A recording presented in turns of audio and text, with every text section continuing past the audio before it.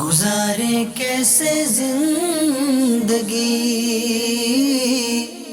آؤ علماء سے پوچھ لیں، آئے جو مشکل پیش کوئی، آؤ علماء سے پوچھ لیں۔ الحمدللہ رب العالمین، الصلاة والسلام على سید الانبیاء والمرسلین، اما بعد فاعوذ باللہ من الشیطان الرجیم، بسم اللہ الرحمن الرحیم۔ الصلاة والسلام علیک یا رسول اللہ وعلی آلک واصحابک یا حبیب اللہ۔ الصلاة والسلام علیک یا نبی اللہ وعلی آلک واصحابک یا نور اللہ۔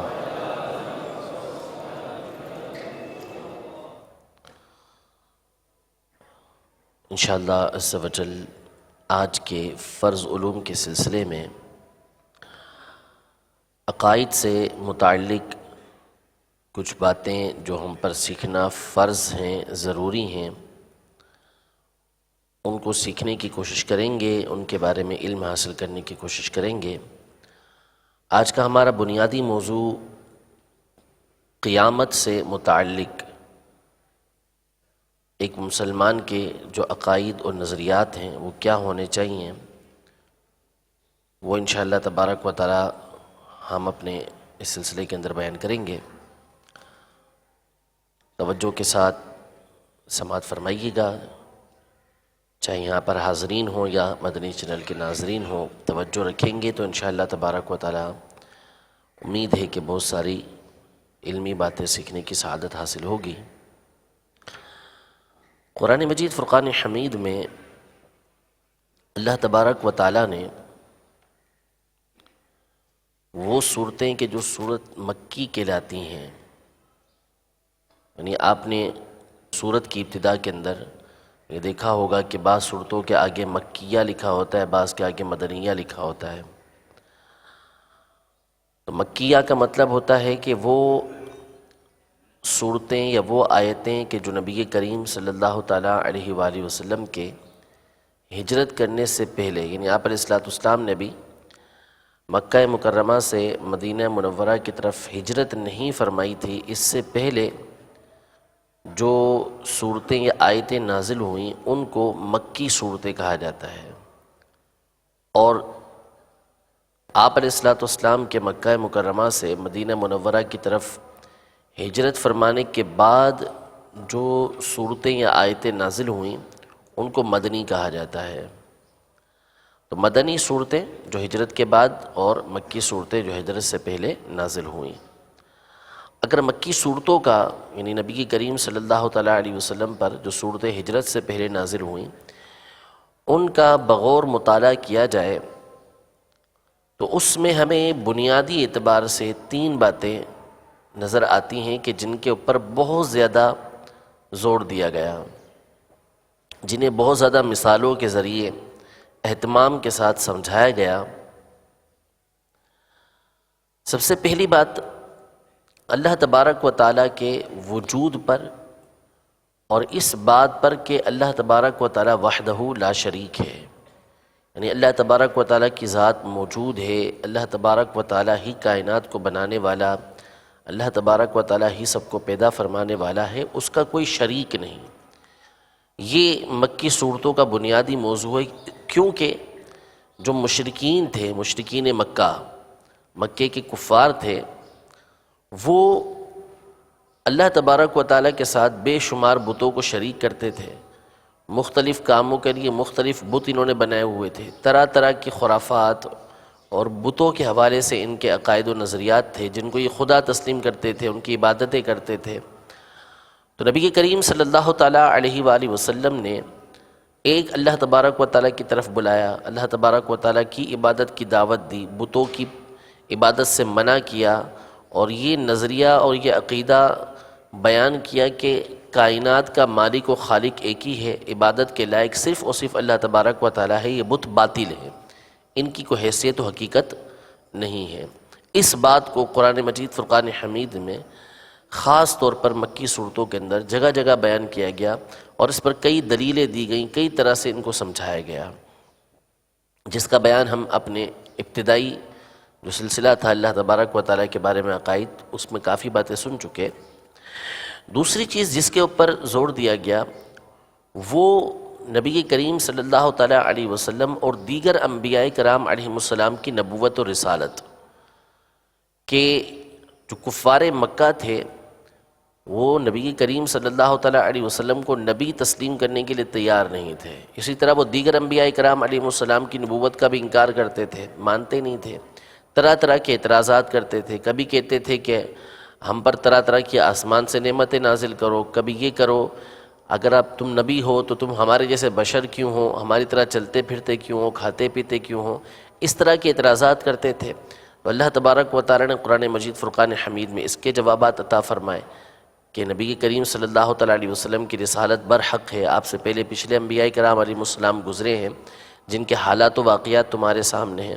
تو اس بات کو خاص طور پہ بیان کیا گیا کہ نبی کریم صلی اللہ تعالیٰ علیہ وسلم کی رسالت یہ حق ہے، سچ ہے، دیگر انبیاء کرام علیہ السلام بھی آپ سے پہلے تشریف لا چکے ہیں۔ تیسری اہم بات جس کی طرف خاص توجہ دلائی گئی وہ قیامت کا وجود ہے کہ قیامت قائم ہوگی۔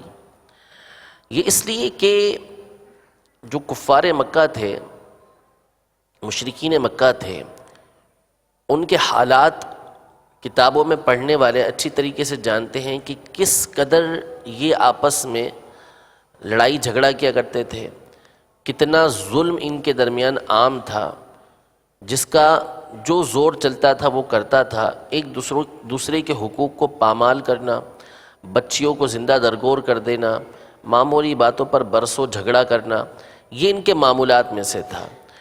تو اس کی ایک بڑی وجہ یہ تھی کہ ان کے ذہن کے اندر یہ تصور ہی نہیں تھا کہ ہم نے مرنے کے بعد اٹھنا ہے، ہم نے اللہ تبارک و تعالیٰ کی بارگاہ میں حاضری دینی ہے۔ تو اس وجہ سے کہ وہ صرف دنیا ہی کی زندگی کو سمجھتے تھے کہ یہی زندگی ہے، اس کے بعد کی زندگی کوئی زندگی نہیں ہے، ہم نے یہ زندگی گزارنی ہے، مرنا ہے، ہمارا جسم ریزہ ریزہ ہو جائے گا، مٹی میں مل جائے گا، اس کے بعد ہم نے اٹھنا نہیں ہے۔ تو یہ عقیدہ، یہ نظریہ ان کے ذہن کے اندر بیٹھا ہوا تھا، اس وجہ سے یہ ایک دوسرے پر بہت زیادہ ظلم و ستم کیا کرتے تھے، طرح طرح کے گناہ ان کے درمیان رائج تھے۔ وجہ یہ تھی کہ نظریہ آخرت، عقیدہ قیامت ان کے درمیان سے اٹھ چکا تھا، ان کے ذہن کے اندر یہ تصور ہی نہیں تھا۔ قرآن مجید فرقان حمید میں جگہ جگہ ان کے یہ اعتراضات نقل کیے گئے ہیں کہ یہ کہا کرتے تھے کہ جب ہم مٹی ہو جائیں گے، ہم کچھ بھی نہیں ہوں گے، تو لمبعوثون، اس وقت ہم اٹھائے جائیں گے، یہ کیسے ہو سکتا ہے؟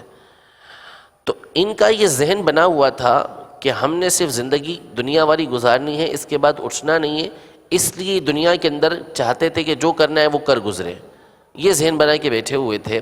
تو قرآن مجید فرقان حمید میں اللہ تبارک و تعالیٰ نے قیامت کے وجود پر جگہ جگہ دلائل ارشاد فرمائے، یعنی یہ کہتے تھے کہ یہ کیسے ہو سکتا ہے کہ بندہ ریزہ ریزہ ہو چکا، اس کا ذرہ ذرہ بکھر چکا، ہڈیاں بوسیدہ ہو گئیں، صدیوں گزر گئیں، اب اللہ تبارک و تعالیٰ کیسے کسی جسم کو دوبارہ بنائے گا؟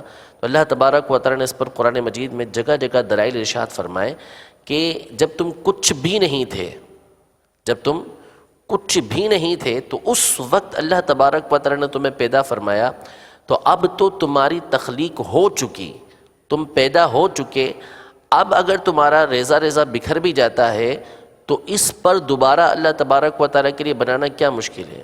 جب پہلی خلقت مشکل نہیں تھی، پہلی دفعہ بنانا مشکل نہیں تھا، تو دوسری دفعہ بنانا کیسے مشکل ہو جائے گا؟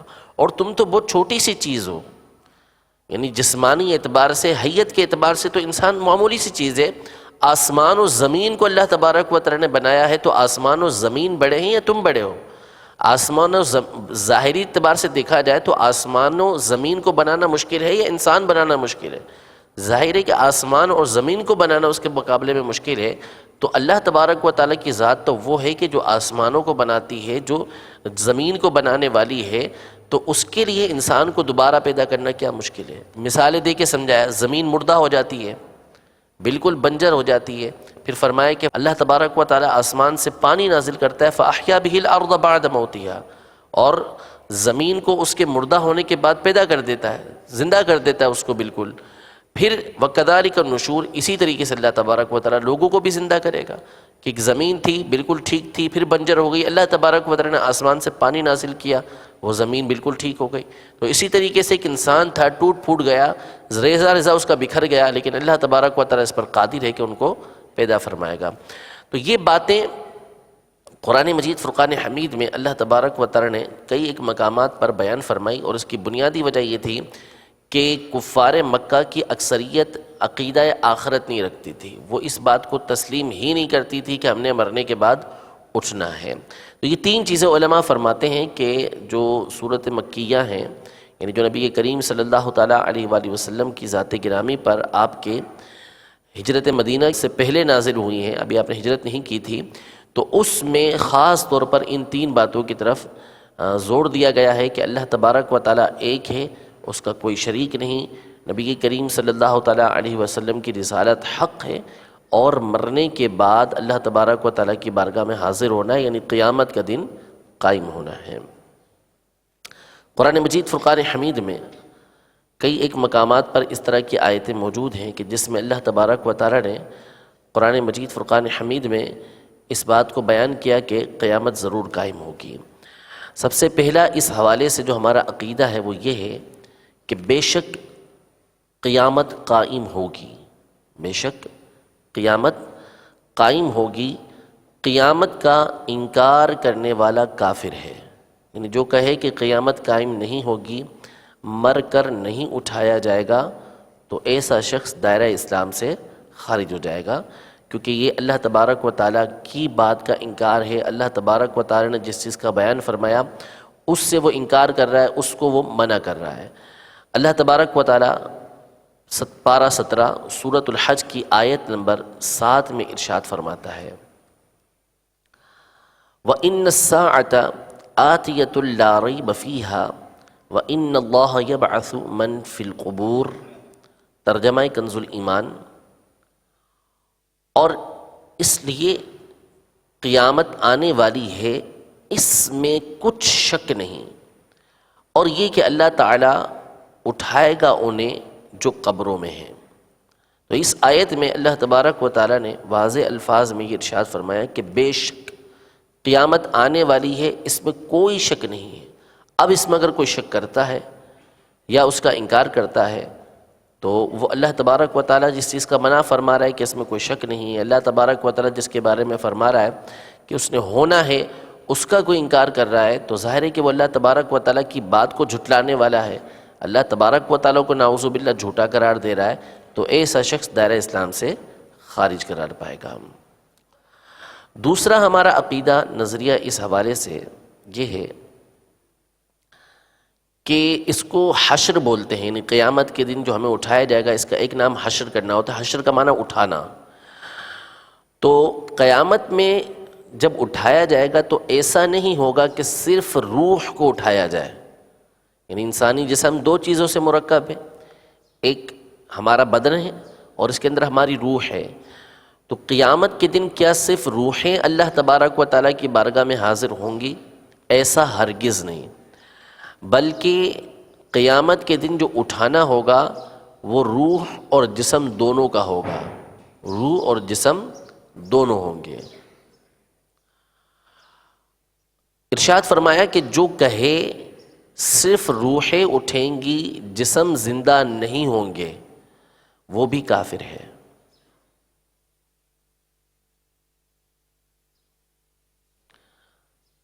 یعنی جو اللہ تبارک و تعالیٰ کی بارگاہ میں جسم کے حاضر ہونے کا انکار کرے کہ قیامت کے دن ہمارے جسم اللہ تبارک و تعالیٰ کی بارگاہ میں حاضر نہیں ہوں گے، تو ایسا کہنے والے کے لیے بھی کفر کا حکم یہ علماء نے ارشاد فرمایا۔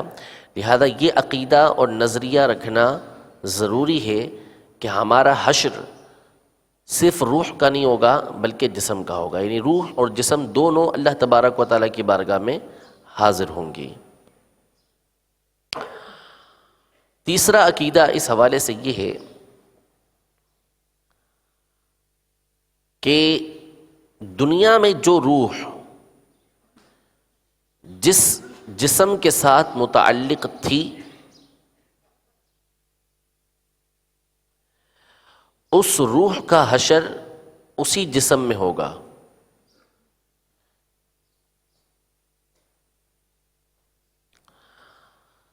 دنیا میں جو روح جس جسم کے ساتھ متعلق تھی اس روح کا حشر یعنی اس کو جو اٹھایا جائے گا اسی جسم کے ساتھ ہوگا۔ یعنی ابھی جو ہمارا جسم موجود ہے تو قیامت کے دن جب ہم اللہ تبارک و تعالیٰ کی بارگاہ میں حاضر ہوں گے تو یہ جسم جو ٹوٹ پھوٹ گیا ہوگا، ریزہ ریزہ ہو گیا ہوگا، اللہ تبارک و تعالیٰ محفوظ رکھے ہمارے جسم کو قبر کے اندر، لیکن اگر کسی کا جسم ٹوٹ پھوٹ گیا، اس ریزہ ریزہ ہو گیا، بکھر گیا، تو اسی جسم کو اللہ تبارک و تعالیٰ پیدا فرمائے گا اور اسی جسم کے اندر ہماری روح کو رکھے گا۔ تو جس جسم کے ساتھ دنیا کے اندر ہماری روح موجود ہے اسی جسم میں قیامت کے دن بھی اللہ تبارک و تعالیٰ کی بارگاہ کے اندر حاضر ہوگی۔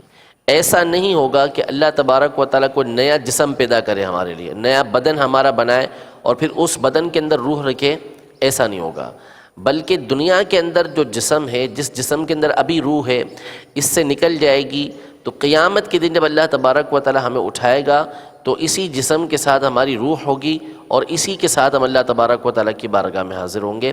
ایسا نہیں ہوگا کہ کوئی نیا جسم بنایا جائے، اس نئے جسم کے اندر ہماری روح کو ڈالا جائے، پھر اللہ تبارک و تعالیٰ کی بارگاہ میں حاضر ہو، ایسا نہیں ہے، بلکہ وہی جسم کہ جو دنیا کے اندر ہے اسی میں روح ڈال کر اللہ تبارک و تعالیٰ کی بارگاہ میں پیش کیا جائے گا۔ یہ ہمارا عقیدہ ہے۔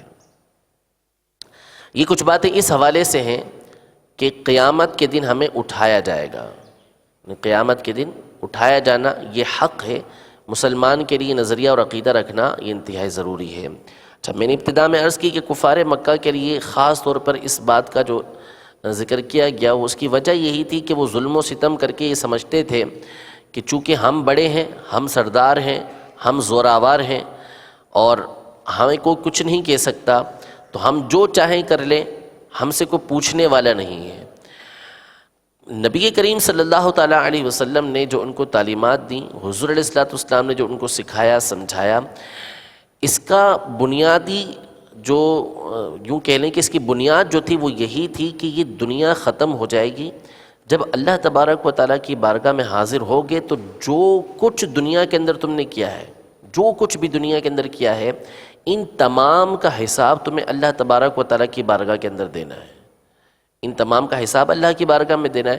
تو اگر کوئی شخص یہ تصور جما لے کہ میں نے جو کچھ کرنا ہے اس کا حساب اللہ تبارک و تعالیٰ کی بارگاہ کے اندر دینا ہے، اور اس بارگاہ میں نہ کوئی جھوٹ چلے گا، نہ کوئی ہیلا چلے گا، اور نہ وہاں کوئی چیز چھپائی جا سکے گی، نہ میں وہاں پر کوئی دوسرا کام اختیار کر سکتا ہوں، نہ کوئی وہاں رشوت چلے گی، کچھ بھی وہاں نہیں چلے گا، جو کچھ میں نے کیا ہے اس کا جواب میں نے اللہ تبارک و تعالیٰ کی بارگاہ کے اندر دینا ہے۔ اگر یہ تصور ذہن کے اندر ہو تو دنیا کے اندر امن اور سکون قائم ہو سکتا ہے۔ ایک بندہ کسی پر ظلم کرنے لگتا ہے، وہ ظلم کیوں کرتا ہے؟ اس لیے کرتا ہے کہ اس کو اس بات کا یقین ہوتا ہے کہ مظلوم مجھ سے میرا کچھ بگاڑ نہیں سکتا۔ اگر اس کو اس بات کا اندیشہ ہو کہ یہ پلٹ کے مجھ پر حملہ کرے گا تو آدمی اس کے اوپر حملہ نہیں کرے گا، ڈرے گا کہ یار اس پر حملہ کروں گا تو الٹا مجھے ہی نقصان نہ پہنچا دے، بندہ ڈرے گا، اس حوالے سے وہ ظلم نہیں کرے گا، بچے گا اس سے۔ کرتا اسی لیے ہے کہ اس کو اس بات کا اندیشہ نہیں ہوتا کہ اس کا اثر مجھ پر آ سکتا ہے۔ اگر یہ تصور ذہن کے اندر ہو کہ ابھی میں جس بندے کے اوپر ظلم کر رہا ہوں، جس کے ساتھ میں دھوکہ دہی کر رہا ہوں، جس کے ساتھ میں جھوٹ بول رہا ہوں، یا جس کو نقصان پہنچا رہا ہوں، اللہ تبارک و تعالی وحدہ لا شریک جو ہر چیز پر قادر ہے وہ مجھے دیکھ رہا ہے، اور مجھے اللہ تبارک و تعالیٰ کی بارگاہ میں اس چیز کا حساب دینا پڑے گا۔ اگر یہ تصور اس کے ذہن کے اندر ہو تو وہ خود ہی بچ جائے گا، وہ بچے گا کہ یار میں کہیں اس کا جواب اللہ کی بارگاہ میں کس طریقے سے دوں گا۔ یہ پختہ تصور، یقین جب ہمارے دل کے اندر، دماغ کے اندر بیٹھا ہوا ہوگا تو ہم خود ہی گناہوں سے بچتے چلے جائیں گے، یوں معاشرے کے اندر امن و سکون سلامتی قائم ہوتی چلی جائے گی۔ تو اس لیے اللہ تبارک و تعالیٰ نے قرآن مجید فرقان حمید میں اور نبی کریم صلی اللہ تعالیٰ علیہ وسلم نے اپنی تعلیمات کے اندر اس بات کی طرف خاص توجہ دلائی کہ مر کر اللہ تبارک و تعالیٰ کی بارگاہ میں حاضر ہونا، اور صرف حاضر ہونا نہیں ہے بلکہ اللہ تبارک و تعالیٰ کی بارگاہ میں حاضر ہو کے ہم نے اللہ تبارک و تعالیٰ کو جواب بھی دینا ہے۔ حساب ہوگا، وہ حساب کہیں ایسا نہ ہو کہ اس کے اندر ہم پھنس جائیں۔ تو اس حوالے سے ہمارا عقیدہ یہ ہے کہ حساب حق ہے، اعمال کا حساب ہونے والا ہے۔ حساب حق ہے اور اعمال کا حساب یہ ہونے والا ہے۔ عقیدہ یہ بیان کیا کہ حساب کا منکر، یعنی حساب سے مراد جو کچھ ہم کریں گے اللہ تبارک و تعالیٰ اس کی ہم سے پوچھ گچھ فرمائے گا۔ جو کچھ ہم نے کیا اللہ تبارک و تعالیٰ اس کے بارے میں ہم سے پوچھے گا، یہ حساب ہے۔ تو اس حساب کا منکر کے قیامت کے دن حساب نہیں ہوگا، اس کا منکر بھی کافر ہے، دائرہ اسلام سے خارج ہے۔ اس لیے کہ قرآن مجید فرقان حمید میں اللہ تبارک و تعالیٰ نے یہ ارشاد فرمایا ہے کہ فسوف یحاسب حسابا، ان قریب حساب لیا جائے گا، کسی کا کس انداز میں کسی کا کس انداز میں لیا جائے گا، اس کا تذکرہ آگے آ رہا ہے، لیکن حساب ہوگا ضرور۔ اب بعض ایسے افراد ہوں گے کہ جن کو اللہ تبارک و تعالیٰ بے حساب بخش دے گا، بے حساب بخش دے گا، اللہ تبارک و تعالیٰ ہمیں بھی ان میں شامل فرمائے۔ لیکن حساب کا علی الاطلاق جو انکار کرے کہ حساب ہوگا ہی نہیں قیامت کے دن، بس ہم اللہ کی بارگاہ میں حاضر ہوں گے، حساب نہیں ہوگا، تو ایسا شخص بھی دائرہ اسلام سے خارج ہو جائے گا، اس لیے کہ وہ اللہ تبارک و تعالیٰ کی بات کا انکار کرنے والا ہے، اللہ تبارک و تعالیٰ کو جھٹلانے والا ہے۔ میزان، قیامت کے دن اللہ تبارک و تعالیٰ میزان قائم فرمائے گا۔ ووضع المیزان، اللہ تبارک و تعالیٰ نے میزان کو قائم کیا، تو قیامت کے دن میزان قائم ہوگا۔ میزان یہ ترازو کو بولتے ہیں، تولنے کا جو آلہ ہوتا ہے اس کو بولتے ہیں۔ اب اس پر وہ قیامت کے دن کیا تولا جائے گا؟ تو اس میں لوگوں کے اعمال تولے جائیں گے، لوگوں کے اعمال تولے جائیں گے کہ دنیا کے اندر انہوں نے جو کام کیے ہیں ان کو تولا جائے گا۔ اب وہ چاہے نیک عمل ہوں چاہے برے عمل ہوں، سب اس کے اندر تولے جائیں گے۔ لیکن اس کے کچھ معاملات دنیاوی معاملات سے جدا ہیں۔ یہ میزان ہے کتنا بڑا؟ تو بعض روایتوں کے مطابق زمین و آسمان سے بڑا میزان ہوگا یہ، اس کے پلڑے جو ہوں گے وہ زمین و آسمان سے بڑے ہوں گے۔ لیکن اس کے کچھ معاملات جدا ہیں، کیونکہ آخرت کا معاملہ ہم دنیا کے معاملات پر قیاس نہیں کر سکتے۔ آخرت کے معاملات بالکل جدا ہوں گے، بالکل ان کے معاملات الگ ہی ہوں گے۔ یہ زمین و آسمان اللہ تبارک و تعالیٰ تبدیل فرما دے گا۔ کسی کے لیے وہ جو دن ہوگا وہ انتہائی روشن ہوگا، کسی کے لیے اندھیرے میں ڈوبا ہوا ہوگا۔ تو مختلف لوگوں کے لیے مختلف انداز کا وہ دن ہوگا۔ تو دنیا کے معاملات الگ ہیں، قیامت کے معاملات بالکل جدا ہوں گے۔ قیامت کے معاملات حقیقی طور پر وہیں جا کر معلوم ہوں گے۔ تو وہاں جو میزان ہوگا، ترازو جو ہوگا، اس کے تولنے کا انداز جدا ہوگا۔ کہ ہم جب یہاں پر دنیا میں کوئی چیز تولتے ہیں تو وہ بھاری ہو جائے، جس پلڑے کے اندر وزن بھاری ہو تو وہ پلڑا نیچے کی طرف آ جاتا ہے۔ ایک پلڑے کے اندر اگر ہم 2 کلو کی چیز رکھیں اور دوسری طرف 1 کلو کی چیز رکھیں تو نیچے 2 کلو والی چیز آئے گی۔ لیکن قیامت کے دن اس کا معاملہ بالکل جدا ہوگا۔ علماء ارشاد فرماتے ہیں کہ نیکی کا پلہ بھاری ہونے کے معنی یہ ہے کہ وہ اوپر اٹھے گا۔ دنیا میں نیچے آتا ہے، قیامت کے دن جب ہماری نیکیاں تولی جائیں گی، اللہ کرے وہ بھاری ہو جائیں، تو جب وہ بھاری ہوں گی تو پھر وہ اوپر چلتا چلا جائے گا۔ تو اور جو پلڑا نیچے ہوگا، یعنی جس میں وزن کم ہوگا تو وہ نیچے کی طرف آ جائے گا۔ نیکیاں زیادہ ہیں تو اس کا مطلب وہ اوپر سے اوپر ہوتا چلا جائے گا۔ لہذا میزان کا معاملہ ہمارے دنیا والے معاملات کی طرح نہیں ہے، وہ حقیقتاً کیسا ہے وہ بروز قیامت ہمیں معلوم ہوگا۔ لیکن چونکہ اللہ تبارک و تعالیٰ نے ہمیں اس بات کے ماننے کا حکم دیا ہے کہ میزان کو ماننا ہے تو ہم نے اس کو تسلیم کرنا ہے کہ میزان ہوگا اور اس پر اعمال کو تولا جائے گا۔ اللہ تبارک و تعالیٰ سورۃ الاعراف کی آیت نمبر 8 میں ارشاد فرماتا ہے وَالْوَزْنُ يَوْمَئِذٍ الْحَقُّ، ترجمہ کنز الایمان، اور اس دن تول ضرور ہونی ہے، اس دن تول ضرور ہونی ہے، یعنی اعمال کو تولا ضرور جائے گا۔ لہذا ہمیں یہ عقیدہ اور نظریہ رکھنا ضروری ہے کہ قیامت کے دن اعمال کو تولا جائے گا۔ اگلا عقیدہ، قیامت کے دن ہر شخص کو اس کا نامہ اعمال دیا جائے گا، ہر شخص کو اس کا نامہ اعمال دیا جائے گا۔ نامہ اعمال سے مراد یعنی نامہ رجسٹر کو بولتے ہیں، کاپی کو بولتے ہیں، ٹھیک ہے نا، جو کچھ ہمارے پاس لکھنے کی چیزیں ہوتی ہیں اس کو نامہ بولتے ہیں۔ تو اعمال لکھنے کا جو دفتر ہے، جو رجسٹر ہے، جو بھی اشیاء ہیں لکھی جانے والی، یہ اس سے مراد ہیں۔ تو قیامت کے دن جب بندہ اللہ تبارک و تعالیٰ کی بارگاہ میں حاضر ہوگا تو اس کو اس کا نامہ اعمال دیا جائے گا۔ اب بعضوں کو پڑھنے کا حکم ہوگا، بعضوں کے سامنے صرف پیش کر دیا جائے گا کہ یہ تمہارے نامہ اعمال ہیں۔ الگ الگ لوگوں کا اس میں انداز ہوگا۔ نبی کریم صلی اللہ تعالیٰ علیہ وآلہ وسلم نے ارشاد فرمایا کہ جس سے حساب لیا گیا تو وہ پھنس گیا، وہ تباہ ہو گیا، ہلاک ہو گیا۔ تو بی بی عائشہ رضی اللہ تعالیٰ عنہا نے بارگاہ رسالت میں عرض کی کہ اللہ تبارک و تعالیٰ تو قرآن مجید میں فرماتا ہے فَسَوْفَ يُحَاسَبُ حِسَابًا يَسِيرًا، کہ جو نیک لوگ ہوں گے جن کو سیدھے ہاتھ میں نامہ اعمال دیا جائے گا، حساب تو ان کا بھی ہوگا، معمولی حساب ہوگا ان کا۔ تو اگر ہر وہ شخص کے جس کا حساب لیا گیا وہ تباہ و برباد ہو گیا، ہلاک ہو گیا، تو پھر ہی اللہ تبارک و تعالیٰ نے قرآن مجید فرقان حمید میں یہ ارشاد فرمایا ہے کہ ان لوگوں کا ہلکا سا معمولی سا حساب لیا جائے گا، اور آپ صلی اللہ تعالیٰ علیہ وسلم ارشاد فرماتے ہیں کہ جس کا حساب لیا گیا وہ تباہ ہو گیا، تو پھر یہ آسان حساب کیا ہے؟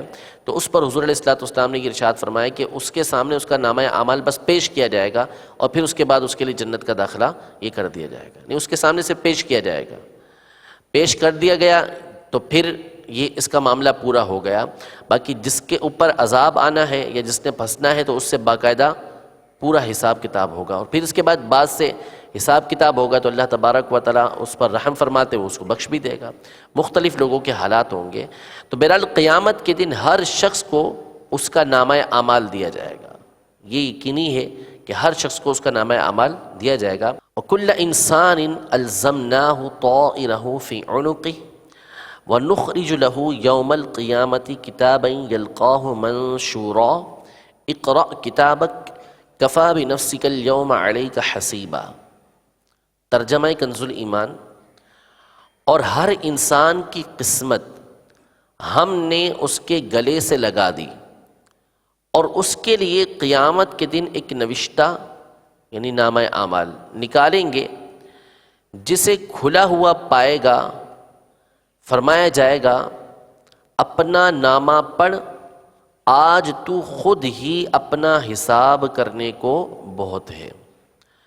یعنی تمام کی تمام باتیں ہماری نامہ اعمال کے اندر لکھی ہوئی ہیں، تو کل بروز قیامت جب اللہ تبارک و تعالیٰ کی بارگاہ میں حاضر ہوں گے تو قیامت کے احوال علماء نے مختلف لکھے ہیں کہ قیامت کی جو صورتیں ہوں گی وہ بعض اوقات اتنی سخت ہوں گی کہ لوگوں کی زبانیں بند ہوں گی، اور ان کے ہاتھ پاؤں اللہ تبارک و تعالیٰ کی بارگاہ میں گواہی دے رہے ہوں گے۔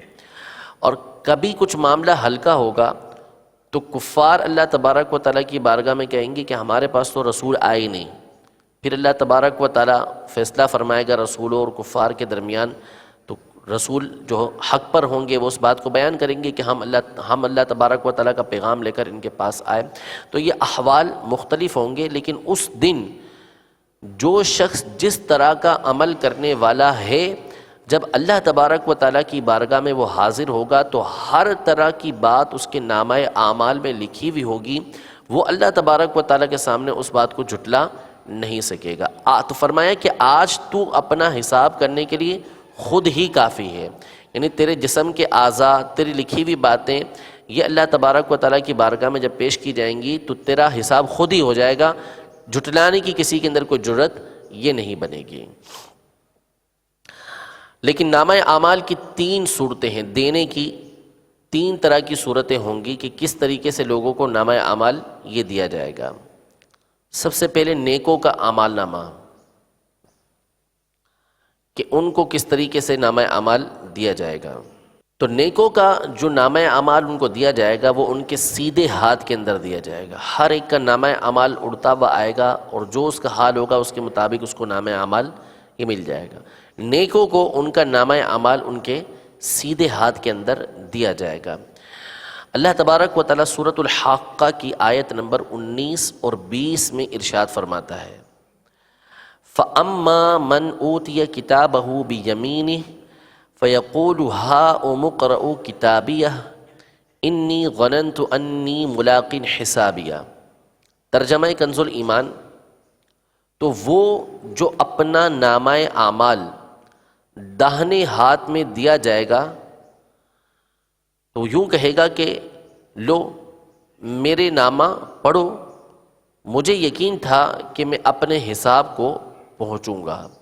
یعنی بعض افراد وہ ہوں گے کہ جن کو اللہ تبارک و تعالیٰ سیدھے ہاتھ میں نامہ اعمال دے گا تو وہ خوشی خوشی نامہ اعمال کو لیں گے اور کہیں گے کہ اس کو پڑھو، اور کہے گا کہ مجھے تو یقین تھا کہ میں نے اللہ تبارک و تعالیٰ کی بارگاہ میں حاضر ہونا ہے، اللہ تبارک و تعالیٰ کو حساب دینا ہے۔ تو جس کو سیدھے ہاتھ کے اندر مل جائے گا وہ خوش ہو جائے گا اور خوشی خوشی اس دن اس نامہ اعمال کو پڑھنے کے لیے تیار ہو جائے گا۔ تو نیک جو لوگ ہوں گے ان کو اللہ تبارک و تعالیٰ سیدھے ہاتھ کے اندر نامہ اعمال عطا فرمائے گا، اور جو بد ہوں گے، گناہگار ہوں گے اور ان پہ خاص فضل ربی نہیں ہوگا، خاص عنایت نہیں ہوگی، تو ان کو ان کے الٹے ہاتھ کے اندر، بائیں ہاتھ کے اندر ان کا نامہ اعمال دیا جائے گا۔ تو اس پر وہ بڑے غمگین ہوں گے۔ اس کا ذکر بھی اللہ تبارک و تعالیٰ سورۃ الحاقہ کی آیت نمبر 25 میں ارشاد فرماتا ہے، وَأَمَّا مَنْ أُوتِيَ كِتَابَهُ بِشِمَالِهِ فَيَقُولُ يَا لَيْتَنِي لَمْ أُوتَ كِتَابِيَهْ، کہ وہ شخص کہ جس کو اس کا نامہ اعمال الٹے ہاتھ میں دیا گیا وہ کہے گا کہ ہائے کاش کسی طرح میرا نامہ اعمال مجھے نہ دیا گیا ہوتا۔ الٹے ہاتھ میں ملے گا تو تمنا کرے گا کہ کاش نامہ اعمال مجھے نہ دیا گیا ہوتا۔ یہ دوسری صورت ہو گئی وہ کہ جو مسلمانوں میں بدکار ہیں، گناہگار ہیں، اس طرح کے اعمال وہ کرتے ہیں کہ جو اللہ تبارک و تعالیٰ کو ناراض کرنے والے ہیں۔ تیسری صورت کافر کی ہوگی۔ کافر کو اس کا سینہ توڑ کر اس کا بایاں ہاتھ اس کی پشت سے نکالا جائے گا، پیٹھ سے نکالا جائے گا، اور پیٹھ پیچھے اس کو اس کا نامہ اعمال دیا جائے گا۔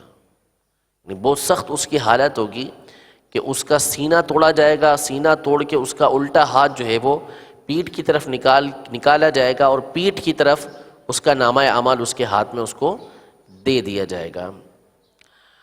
سورۃ الانشقاق کی آیت نمبر 10 اور 12 میں اللہ تبارک و تعالیٰ ارشاد فرماتا ہے، وَأَمَّا مَنْ أُوتِيَ كِتَابَهُ وَرَاءَ ظَهْرِهِ فَسَوْفَ يَدْعُو ثُبُورًا وَيَصْلَىٰ سَعِيرًا۔ ترجمہ کنز الایمان، وہ جس کا نامہ اعمال اس کی پیٹھ کے پیچھے دیا جائے گا وہ ان قریب موت مانگے گا اور بھڑکتی آگ میں داخل ہوگا، یعنی جہنم کے اندر داخل ہوگا۔ تو کفار چونکہ ہمیشہ ہمیشہ جہنم میں رہنا ہے تو ان کے پیٹھ پیچھے سے جب ان کو الٹے ہاتھ میں نامہ اعمال دے دیا جائے گا تو ان کے حق میں لازمی فیصلہ یہ جہنم کا ہوگا۔ قیامت کے دن اور بھی مختلف احوال ہوں گے، طرح طرح کے احوال پیش آئیں گے، اور طرح طرح کی باتیں قیامت کے دن ہوں گی کہ زمین بالکل تبدیل کر دی جائے گی۔ بعضوں کے لیے زمین جیسے میدا ہوتا ہے ویسی ہو جائے گی، اور بعضوں کے لیے وہ زمین جیسے تانبے کی ہوتی ہے ویسی کر دی جائے گی۔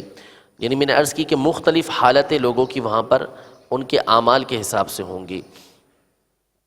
قیامت کے احوال میں بعضوں کا یہ حال ہوگا کہ پسینے میں ڈبکیاں کھا رہے ہوں گے، بعضوں کے ٹخنوں تک پسینہ آیا ہوا ہوگا، کسی کے منہ میں لگام دی ہوئی ہوگی پسینے نے، بعضوں کی یہ حالت ہوگی کہ وقت نہیں گزر رہا ہوگا، اور بعض کے لیے قیامت کا دن صرف ایک نماز سے دوسری نماز تک کے وقت کے لیے ہوگا، یعنی حال بالکل تبدیل ہوگا۔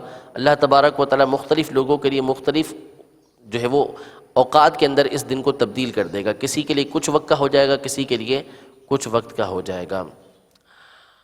تو وہاں مختلف چیزیں لوگوں کے سامنے پیش آئیں گی، ان میں سے ایک چیز ہے حوض کوثر۔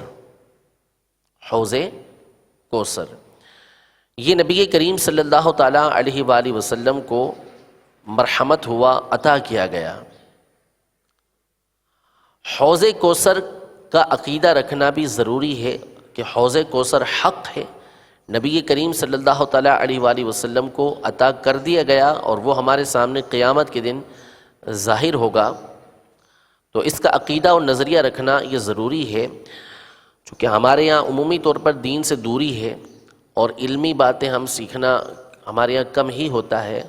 حضرت انس رضی اللہ تعالیٰ عنہ روایت کرتے ہیں کہ میں نے مدینے کی بوڑھی عورتوں کو یہ کہتے ہوئے چھوڑا، یعنی جب میں مدینے سے آیا تو وہاں کی بوڑھی عورتیں اللہ کی بارگاہ میں یہ دعا کیا کرتی تھیں کہ یا اللہ عز و جل ہمیں محمد صلی اللہ تعالیٰ علیہ وسلم کے حوض کوثر پر اتارنا، یعنی ان کی نظروں کے اندر حوض کوثر کی بہت بڑی اہمیت تھی کہ احادیث طیبہ کے مطابق قیامت کے دن جب بندہ پیاس میں مبتلا ہوگا تو اس حوض کوثر سے اس کو پانی پلایا جائے گا، اور اس حوض سے پینے والا جب ایک دفعہ پانی پی لے گا تو پھر کبھی پیاسا نہیں ہوگا، کبھی اس کو پیاس نہیں لگے گی۔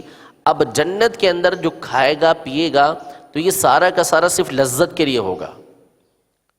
پینا جو ہوگا جنت کے اندر، کھانا پینا، یہ اس لیے نہیں ہوگا کہ بندہ بھوک سے تڑپ رہا ہو یا اس کو پیاس کی شدت ہو، بلکہ جنت کا کھانا پینا یہ لذت کے لیے ہوگا، بندہ صرف لذت کے لیے جنت کے اندر کھائے گا۔ تو حوض کوثر سے جو ایک مرتبہ پی لے گا تو اللہ تبارک و تعالیٰ اس کو ایسی سعادت دے گا کہ کبھی اس کو پیاس نہیں لگے گی۔ تو اس حوالے سے تواتر کے ساتھ احادیث طیبہ حوض کوثر پر موجود ہیں کہ صحابہ کرام علیہم رضوان نے کثرت کے ساتھ حوض کوثر کی حدیثیں روایت کیں اور تمنا کیا کرتے تھے، دعائیں کیا کرتے تھے کہ نبی کریم صلی اللہ تعالیٰ علیہ وسلم کے حوض کوثر پر اللہ تبارک و تعالیٰ ہمیں اتارے، وہاں پر نبی کریم صلی اللہ تعالیٰ علیہ وسلم کے ہاتھوں ہمیں جام کوثر نصیب ہوں۔ تو حوض کوثر کیا ہے؟ اس حوالے سے بحر شریعت میں لکھا ہے کہ اس حوض کی مسافت یعنی فاصلہ 1 مہینے کی راہ ہے، یعنی اگر 1 مہینے تک چلتے رہیں تو حوض کوثر ختم نہیں ہوگا، مسلسل آپ 1 مہینے تک چلتے رہیں اس کے کنارے پر تو وہ ختم نہیں ہوگا، لیکن یہ صرف اور صرف سمجھانے کے لیے ہے۔ حقیقتاً جو اس کی لمبائی چوڑائی ہے یہ تو جب بندہ وہاں پر جائے گا تو اس کو پتہ چلے گا۔ ایسی چیزیں جو عام طور پہ بیان کی جاتی ہیں اس میں صرف بتانا مقصود ہوتا ہے کہ یہ ہے اتنی بڑی چیز ہے، زمین و آسمان کے برابر ہے، تو یہ بتانا مقصود نہیں ہوتا کہ اس کی مقدار زمین و آسمان ہی کے برابر ہے، بلکہ بتانا ہوتا ہے کہ بہت بڑی چیز ہے یہ۔ تو حقیقتاً کتنا بڑا ہے یہ قیامت کے دن جا کے معلوم ہوگا، کیونکہ اس میں روایتیں مختلف ہیں۔ بعض روایتوں کے مطابق مدینے سے صنعاء یمن تک، یعنی یمن کا جو علاقہ ہے وہاں تک اس کی مسافت ہے، بہت بڑا ہے حوض کوثر۔ تو یہ ارشاد فرمایا ایک روایت کے مطابق کہ حوض کوثر کی جو مقدار ہے، مسافت ہے، چلنے کا جو راستہ ہے کہ اگر اس کے ایک کنارے سے دوسرے کنارے تک بندہ چلتا چلا جائے تو 1 مہینے کے سفر کے بعد وہاں پر پہنچے گا، اتنا بڑا حوض ہے وہ۔ اور فرمایا کہ اس کے کناروں پر موتی کے قبے میں 4 گوشے برابر ہیں، یعنی حوض کوثر گول نہیں بلکہ چوکور ہے، اس طرف سے بھی برابر ہے اور سامنے کی طرف سے بھی برابر ہے، 4 کونے اس کے برابر بنے ہوئے ہیں، اور اس کے کناروں پر جو ہے وہ گنبد بنے ہوئے ہیں۔ اس کی مٹی نہایت خوشبودار مشک کی ہے، یعنی وہاں پر جو مٹی بکھری ہوئی ہے وہ مشک کی ہے، اور فرمایا کہ اس کا پانی دودھ سے زیادہ سفید ہے،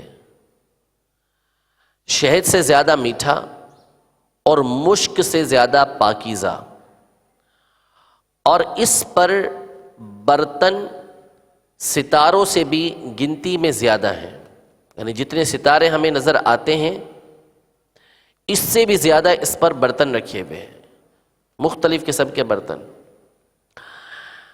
فرمایا کہ جو اس کا پانی پیے گا کبھی پیاسا نہ ہوگا، اس میں جنت سے 2 پرنالے ہر وقت گرتے ہیں، ایک سونے کا اور دوسرا چاندی کا۔ یہ پرنالے جو پانی کو نکالنے کے لیے لگائے جاتے ہیں، وہ پرنالے اس حوض کوثر میں جنت کی طرف سے آتے ہیں، ایک سونے کا بنا ہوا ایک چاندی کا بنا ہوا ہے، اور ہر وقت اس کے اندر اس میں پانی گرتا رہتا ہے۔ بی بی عائشہ رضی اللہ تعالی عنہا کی ایک حدیث پاک ہے کہ یہ جو کان میں ہم انگلیاں ڈالتے ہیں بعض اوقات تو ایک آواز ہمیں سنائی دیتی ہے، کان میں ہم اپنی کان اچھی طریقے سے بند کر لیں تو کسی چیز کی آواز ہمیں سنائی دیتی ہے، تو یہ فرماتی ہیں کہ یہ جو گرنے کی آواز ہے یہ حوض کوثر کی آواز ہے۔ یہ بندہ جو کان میں انگلیاں ڈال کے آواز سنتا ہے تو یہ حوض کوثر کی آواز ہوتی ہے۔ تو بہرحال حوض کوثر کے بارے میں عقیدہ رکھنا ضروری ہے، جو حوض کوثر کا انکار کرے گا وہ بددین ہے، گمراہ ہے۔ تو نبی کریم صلی اللہ تعالیٰ علیہ وآلہ وسلم کو حوض کوثر یہ عطا کیا گیا، اس کا عقیدہ اور نظریہ رکھنا یہ بندے کے لیے انتہائی ضروری ہے۔ اگلا عقیدہ اس حوالے سے کہ صراط، پل صراط یہ بھی حق ہے۔ اصل لفظ صراط راستہ، صراط الذین انعمت علیہم، تو صراط کا جو لفظ یہ راستے کو بولتے ہیں، راستہ، اور یہ راستہ ایک پل کی صورت کے اندر ہے، ایک پل کی صورت کے اندر ہے۔ یہ صراط بھی حق ہے، پل صراط یہ بھی حق ہے، اس کو ماننا بھی ضروری ہے۔ یہ ہے کیا؟ اس حوالے سے ارشاد فرمایا کہ یہ پل ہے کہ جہنم کے اوپر اس کو رکھا جائے گا، بال سے زیادہ باریک اور تلوار سے زیادہ تیز ہوگا، بال سے زیادہ باریک اور تلوار سے زیادہ تیز ہوگا، یعنی اس کی وحشت کو بیان کیا جا رہا ہے، اس کی دہشت کو بیان کیا جا رہا ہے۔ ارشاد فرمایا کہ جنت میں جانے کا یہی راستہ ہے، جنت میں جانے کا یہی راستہ ہے، یعنی ہر نیک شخص ہو یا پرہیزگار شخص ہو، ہر ایک کو اس کے اوپر سے گزرنا ہے۔ وَإِن مِّنكُمْ إِلَّا وَارِدُهَا، قرآن پاک میں اللہ تبارک و تعالیٰ نے سورہ مریم میں ارشاد فرمایا وَإِن مِّنكُمْ إِلَّا وَارِدُهَا، کہ ہر شخص کو اس کے اوپر سے ہو کے گزرنا ہے، ہر شخص اس کے اوپر سے گزرے گا۔ سب سے پہلے نبی کریم صلی اللہ تعالیٰ علیہ وآلہ وسلم اس پر سے گزر فرمائیں گے، آپ علیہ السلام سب سے پہلے اس پر گزر کے جائیں گے، پھر انبیاء اور مرسلین گزریں گے، اور پھر سب سے پہلے امت محمدیہ صلی اللہ تعالیٰ علیہ وسلم جائے گی، سب سے پہلے نبی کریم صلی اللہ تعالیٰ علیہ وسلم، پھر اس کے بعد دیگر انبیاء کرام علیہم السلام، پھر اس کے بعد سب سے پہلے امت محمدیہ علی صاحبہ الصلاۃ والسلام، اور پھر اس کے بعد دوسری امتیں اس پر سے گزریں گی۔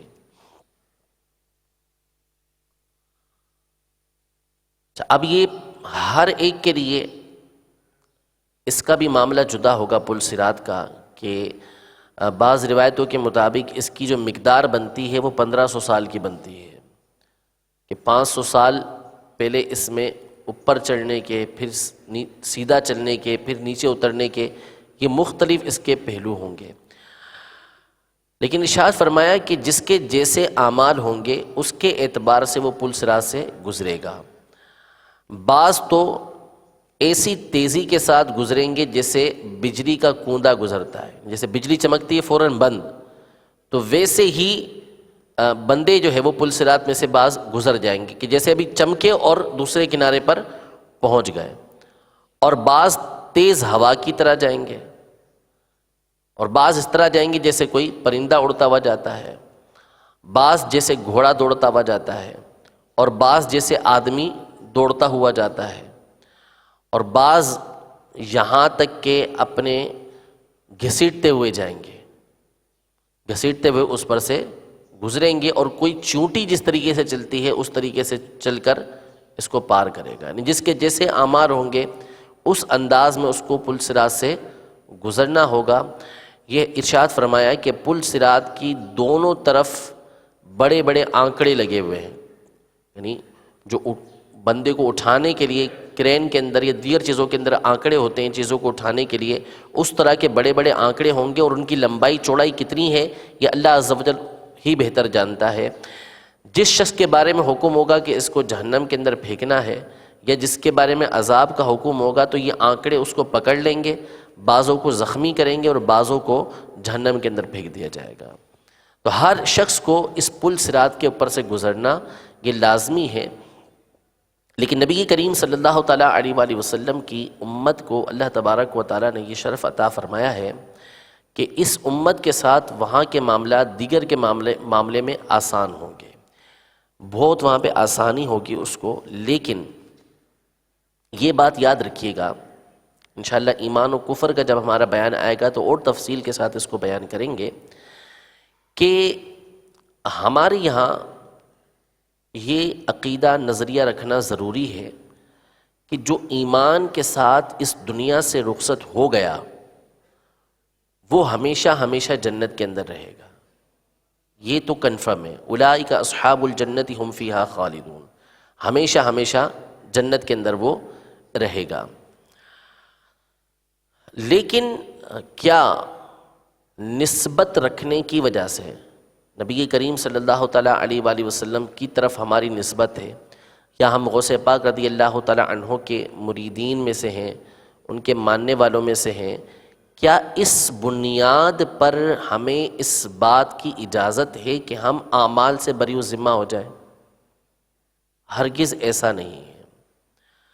اگر قرآن مجید فرقان حمید کا ہم بغور مطالعہ کریں تو قرآن مجید فرقان حمید میں اللہ تبارک و تعالیٰ نے خاص طور پر سورۃ البقرہ کے اندر بنی اسرائیل کے احوال کو بیان کیا ہے کہ بنی اسرائیل یہ انبیاء کرام علیہم السلام کی اولاد میں سے ہیں، یعنی یہود و نصارہ یہ انبیاء کرام علیہم السلام کی اولاد میں سے تھے، اور اس بات کی وجہ سے وہ اپنے آپ کو دوسرے لوگوں سے افضل جانتے تھے اور اپنے آپ کو عمل سے بری الذمہ سمجھتے تھے، لہذا اسی وجہ سے وہ نبی کریم صلی اللہ تعالیٰ علیہ وسلم پر ایمان لے کر نہیں آئے، دیگر برے اعمال کیے تو اللہ تبارک و تعالیٰ نے ان کو ذلیل و رسوا فرمایا، اور ایمان نہ لانے کی وجہ سے وہ ہمیشہ ہمیشہ جہنم کے اندر رہیں گے۔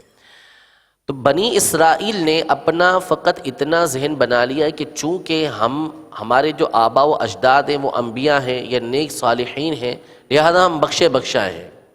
ان کا یہ عقیدہ اور نظریہ بنا ہوا تھا کہ لن تمسنا النار الا ایاما معدودہ، کہ جہنم کی آگ تو ہمیں صرف چند دن چھوئے گی، اس کے بعد ہم نے جنت کے اندر ہی رہنا ہے، جنت ہی ہمارا ٹھکانہ ہے، یہ ان کا ذہن بنا ہوا تھا۔ تو اس وجہ سے انہوں نے اعمال کرنا چھوڑ دیا، بولے ہمیں اعمال کی ضرورت نہیں ہے۔ تو بنی اسرائیل کے واقعات کو قرآن مجید فرقان حمید میں خاص طور پہ سورۃ البقرہ کے اندر ہمیں بار بار بتائے گئے کہ ان کے یہ واقعات ہوئے ہیں، اور قرآن پاک کے واقعات جو ہوتے ہیں یہ صرف واقعہ نہیں ہوتا بلکہ اس میں سبق ہوتا ہے۔ ان فی ذلک لعبرۃ لأولی الابصار، کہ جو عقل والے ہیں، سمجھ والے ہیں، وہ ان واقعات سے عبرت حاصل کرتے ہیں اور سبق لیتے ہیں ان سے۔ تو بنی اسرائیل کے یہ واقعات ذکر کر کے ہمیں اس بات کی طرف تنبیہ کی گئی کہ جب بندے کی نسبت بڑی ہو جائے تو پھر اس کے اعمال بھی اور زیادہ اچھے ہونے چاہیے۔ اگر آپ صراط الجنان کی پہلی جلد کا مطالعہ کریں تو اس میں جگہ بہ جگہ اس بات کی طرف تنبیہ کی گئی ہے، سمجھایا گیا ہے کہ بنی اسرائیل کے یہ واقعات ہمیں درس دیتے ہیں کہ بنی اسرائیل سے بڑی نسبت ہماری ہے، کہ وہ دیگر انبیاء کرام علیہم السلام کی طرف منسوب تھے، اور ہم نبی کریم صلی اللہ تعالیٰ علیہ وسلم کے جو سید الانبیاء سید المرسلین ہیں ان کی طرف ہماری نسبت ہے۔ تو ہم پر زیادہ ذمہ داری بنتی ہے کہ ہم زیادہ وہ اعمال کریں کہ جو اللہ تبارک و تعالیٰ کو راضی کرنے والے ہیں۔ لہذا اس بات کا ذہن میں رکھ لینا چاہیے ہمیں کہ ایمان اگر سلامت لے کر چلے گئے تو انشاءاللہ تبارک و تعالی ہمیشہ جنت کے اندر رہنا ہے، لیکن اس بات کی گارنٹی کیا ہے کہ دنیا سے بندہ ایمان کو سلامت لے کر جائے گا؟ ایمان کو سلامت لے کر جانے پر بندے کے پاس کوئی گارنٹی نہیں ہے، اور علماء نے اس حوالے سے لکھا ہے کہ جو گناہ ہیں یہ اس بات کا سبب ہوتے ہیں کہ کہیں ایسا نہ ہو کہ ان گناہوں کی وجہ سے اس کا ایمان چھین لیا جائے۔ تو اس لیے پل صراط ہو، حوض کوثر ہو، ان تمام پر نعمتیں حاصل کرنے کے لیے انتہائی ضروری ہے کہ ہم اپنے اعمال کو درست کریں، اچھے اور نیک اعمال ہم کریں۔ تو انشاءاللہ تبارک و تعالیٰ، اللہ تبارک و تعالیٰ کی یہ سنت جاریہ ہے کہ جو بندہ نیک اعمال کرتا ہے تو اللہ تبارک و تعالیٰ اس کے اعمال کو برباد نہیں فرماتا۔ اگر اس نے اچھے عمل کیے ہیں، نیک عمل کیے ہیں اللہ تبارک و تعالیٰ کو راضی کرنے والے، تو اللہ تبارک و تعالیٰ کسی کے عمل کو برباد نہیں فرماتا۔ اللہ تبارک و تعالیٰ کی رحمت بہت بڑی ہے، اللہ تبارک و تعالیٰ اس کے ساتھ اچھا ہی معاملہ فرمائے گا، اس کو داخل جنت فرمائے گا۔ قیامت کے دن کے احوال میں سے ایک جو معاملہ ہوگا جس کا عقیدہ اور نظریہ رکھنا ضروری ہے، وہ ہے شفاعت مصطفیٰ صلی اللہ تعالیٰ علیہ وآلہ وسلم۔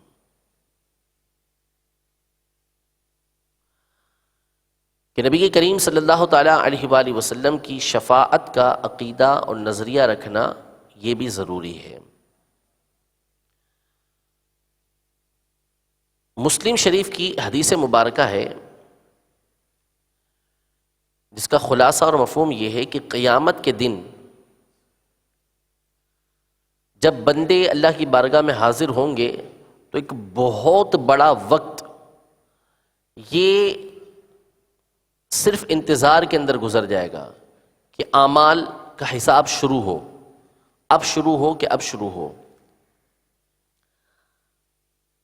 پھر اس کے بعد ان کے دل میں الہام کیا جائے گا کہ ہمیں کسی ایسی ہستی کے پاس چلنا چاہیے کہ جو اللہ تبارک و تعالیٰ کی بارگاہ میں ہماری سفارش کریں۔ لہذا یہ سارے کے سارے لوگ فیصلہ کر کے حضرت آدم علیہ نبینا و علیہ السلام کی بارگاہ میں حاضر ہوں گے کہ آپ ہم تمام کے والد ہیں، اللہ تبارک و تعالیٰ نے پیدا کیا ہے، آپ اللہ تبارک و تعالیٰ کی بارگاہ میں سفارش کیجئے، اللہ تبارک و تعالیٰ کی بارگاہ میں عرض کیجئے کہ وہ ہمارا حساب شروع کرے۔ حضرت آدم علیہ نبینا و علیہ السلام فرمائیں گے کہ اذهبوا الی غیری، میرے علاوہ کسی اور کے پاس چلے جاؤ۔ اذهبوا الی نوح علیہ السلام کے پاس چلے جاؤ۔ تمام لوگ حضرت نوح علیہ السلام کے پاس آئیں گے۔ مشہور واقعہ، نوح علیہ السلام بھی یہی فرمائیں گے کہ اذهبوا الی غیری، آپ لوگ کسی اور کے پاس چلے جائیں، ابراہیم علیہ السلام کے پاس چلے جائیں۔ تو ابراہیم علیہ السلام کے پاس لوگ آئیں گے اور عرض کریں گے تو آپ بھی یہی فرمائیں گے کہ اذهبوا الی غیری، کسی اور کے پاس چلے جاؤ۔ اذهبوا الی موسیٰ علیہ السلام، موسیٰ علیہ السلام کے پاس چلے جاؤ۔ موسیٰ علیہ السلام کے پاس آئیں گے، وہ عیسیٰ علیہ السلام کے پاس بھیج دیں گے۔ یہ لوگ مختلف انبیاء کرام کے جو بڑے بڑے اور مشہور انبیاء کرام علیہ السلام گزرے ہیں ان کے پاس جائیں گے، وہ ایک دوسرے کے پاس لوگوں کو بھیجیں گے، اور آخر میں حضرت عیسیٰ علیہ السلام کے پاس جب آئیں گے تو عیسیٰ علیہ السلام فرمائیں گے کہ اذهبوا الی محمد صلی اللہ تعالیٰ علیہ وسلم، کہ محمد صلی اللہ تعالیٰ علیہ وسلم کی طرف چلے جاؤ کہ آج کا دن انہی کا دن ہے۔ تو یہ سارے کے سارے لوگ نبی کریم صلی اللہ تعالیٰ علیہ وآلہ وسلم کی بارگاہ میں حاضر ہوں گے۔ اب نبی کریم صلی اللہ تعالیٰ علیہ وآلہ وسلم کے پاس جب حاضری ہوگی تو آپ فرمائیں گے کہ انا لہا، میں اسی کام کے لیے ہوں، میں ہی اللہ تبارک و تعالیٰ کی بارگاہ میں تمہاری سفارش کروں گا۔ پھر اس پہ مختلف حدیثیں موجود ہیں کہ نبی کریم صلی اللہ تعالیٰ علیہ وآلہ وسلم بارگاہ رب العزت میں حاضر ہوں گے اور اللہ تبارک و تعالیٰ کی بارگاہ میں سجدہ کریں گے، اور بعض روایتوں کے مطابق یہ سجدہ 1 ہفتے کا ہوگا۔ 1 ہفتے تک اللہ تبارک و تعالیٰ کی بارگاہ میں سجدہ ریز رہیں گے، اور فرماتے ہیں کہ اس وقت دل کے اندر اللہ کی حمد و ثنا ایسی ڈالی جائے گی، اللہ کی حمد و ثنا کریں گے، اللہ کی تعریف کریں گے کہ ایسی حمد اللہ تبارک و تعالیٰ کی کائنات میں کبھی کسی نے نہیں کی ہوگی۔ ایسی تعریف اللہ تبارک و تعالیٰ کی نبی کریم صلی اللہ تعالیٰ علیہ وسلم یہ فرمائیں گے۔ اللہ تبارک و تعالیٰ نبی کریم صلی اللہ تعالیٰ علیہ وآلہ وسلم سے ارشاد فرمائے گا کہ ارفع راسک یا محمد، یعنی اے محمد صلی اللہ تعالیٰ علیہ وسلم اپنے سر کو اٹھائیے۔ سل تعطا، سوال کیجئے آپ کو دیا جائے گا، اشفع تشفع، آپ شفاعت کیجئے آپ کی شفاعت کو قبول کیا جائے گا۔ اب نبی کریم صلی اللہ تعالیٰ علیہ وسلم شفاعت فرمائیں گے، حساب و کتاب شروع ہوگا، حساب و کتاب شروع ہوگا۔ یہ جب حساب و کتاب شروع ہوگا تو تمام کے تمام لوگ نبی کریم صلی اللہ تعالیٰ علیہ وآلہ وسلم کی تعریف کریں گے، آپ صلی اللہ تعالیٰ علیہ وسلم کی تعریف کریں گے کہ اللہ تبارک و تعالیٰ نے حضور علیہ الصلوۃ والسلام کو کتنا بڑا مقام اور مرتبہ یہ عطا فرمایا ہے۔ اسی تعریف کرنے کے مقام کو، یعنی حضور علیہ الصلوۃ والسلام کی جب اول سے لے کر آخر تک، حضرت آدم علیہ السلام سے لے کر قیامت تک جتنے افراد آئے ہوں گے سارے کے سارے تعریف کریں گے، اسی تعریف والی جگہ کو مقام محمود کہا جاتا ہے۔ یہ جو ہم سنتے ہیں مقام محمود، مقام محمود کیا ہے؟ یہ وہ مقام ہے، وہ جگہ ہے کہ جس وقت نبی کریم صلی اللہ تعالیٰ علیہ وسلم کی اولین آخرین تعریف کر رہے ہوں گے تو اس جگہ کو، اس مقام کو، اس وقت کو مقام محمود کہا جاتا ہے۔ پھر اس کے بعد شفاعت کا دروازہ کھلے گا تو یہ شفاعت شفاعت کبریٰ کہلاتی ہے، شفاعت کبریٰ کہلاتی ہے، شفاعت عام کہلاتی ہے کہ اس میں ہر ایک کو حصہ حاصل ہوگا، چاہے کفاری کیوں نہ ہو، ہر ایک کو حصہ یوں حاصل ہوا کہ یہ شفاعت کا دروازہ کھلنے سے پہلے ہر ایک تمنا کر رہا تھا کہ حساب شروع ہو جائے، تو حضور نے شفاعت کا دروازہ کھولا، حساب کا دروازہ کھولا تو ہر ایک کا سلسلہ شروع ہوا، تو یوں ہر ایک کو اس شفاعت کے اندر سے حصہ حاصل ہو گیا، یعنی کوئی بھی اس وقت موجود تھا تو ہر ایک کو نبی کریم صلی اللہ تعالیٰ علیہ وسلم کی شفاعت میں سے حصہ حاصل ہو گیا۔ اس کو شفاعت کبریٰ کہا جاتا ہے۔ نبی کریم صلی اللہ تعالیٰ علیہ وسلم کی اس وقت تعریف بیان کی جائے گی تو اس تعریف والے مقام کو مقام محمود کہا جاتا ہے۔ نبی کریم صلی اللہ تعالیٰ علیہ وآلہ وسلم ہی کو قیامت کے دن ایک جھنڈا ملے گا، ایک جھنڈا دیا جائے گا جس کو لواء الحمد کہتے ہیں، لواء الحمد کہتے ہیں۔ لواء عربی کے اندر جھنڈے کو بولتے ہیں، عربی میں جھنڈے کو بولتے ہیں حمد کا جھنڈا، حمد کا جھنڈا۔ یہ فرمایا کہ تمام مومنین حضرت آدم علیہ السلام سے لے کر آخر تک جو بھی ہیں سارے کے سارے اس جھنڈے کے نیچے ہوں گے۔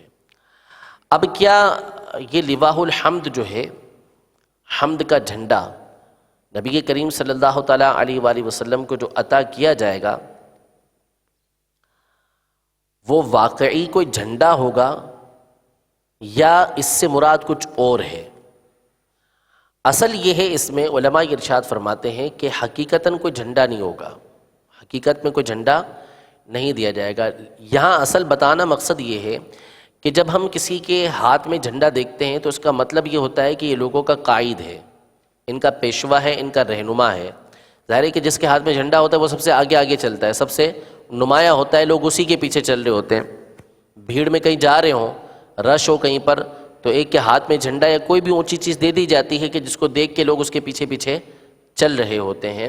تو کیا نبی کریم صلی اللہ تعالیٰ علیہ وآلہ وسلم کو باقاعدہ قیامت میں کوئی جھنڈا دیا جائے گا؟ تو علماء کی اکثریت یہ بیان کرتی ہے کہ باقاعدہ کوئی جھنڈا نہیں ہوگا، بلکہ اس کا مطلب یہ ہے کہ قیامت کے دن نبی کریم صلی اللہ تعالیٰ علیہ وآلہ وسلم کو لوگوں کا پیشوا بالکل ظاہر کر دیا جائے گا۔ آپ علیہ الصلوۃ والسلام تمام کے قائد اور رہنما ہیں، یہ لوگوں پر بالکل ظاہر ہو جائے گا اور لوگ آپ کے پیچھے پیچھے داخل جنت ہوں گے، آپ کے پیچھے پیچھے داخل جنت ہوں گے۔ اس لیے نبی کریم صلی اللہ تعالیٰ علیہ وسلم کے لیے ارشاد فرمایا کہ آپ کو لواء الحمد دیا گیا، یعنی حمد کا جھنڈا دیا گیا۔ جھنڈے سے مراد یہ ہے کہ آپ علیہ الصلوۃ والسلام لوگوں کے قائد، لوگوں کے پیشوا، لوگوں کے رہنما ہوں گے، اور آپ اللہ تبارک و تعالیٰ کی تعریف کر رہے ہوں گے یا لوگ آپ کی تعریف کر رہے ہوں گے۔ اس لیے اس جھنڈے کو حمد کا جھنڈا کہا جاتا ہے، تعریف کا جھنڈا کہا جاتا ہے۔ تو قیامت کے دن نبی کریم صلی اللہ تعالیٰ علیہ وآلہ وسلم کو یہ لواء الحمد دیا جائے گا، یعنی لوگوں کا آپ کو پیشوا بنایا جائے گا، رہنما بنایا جائے گا۔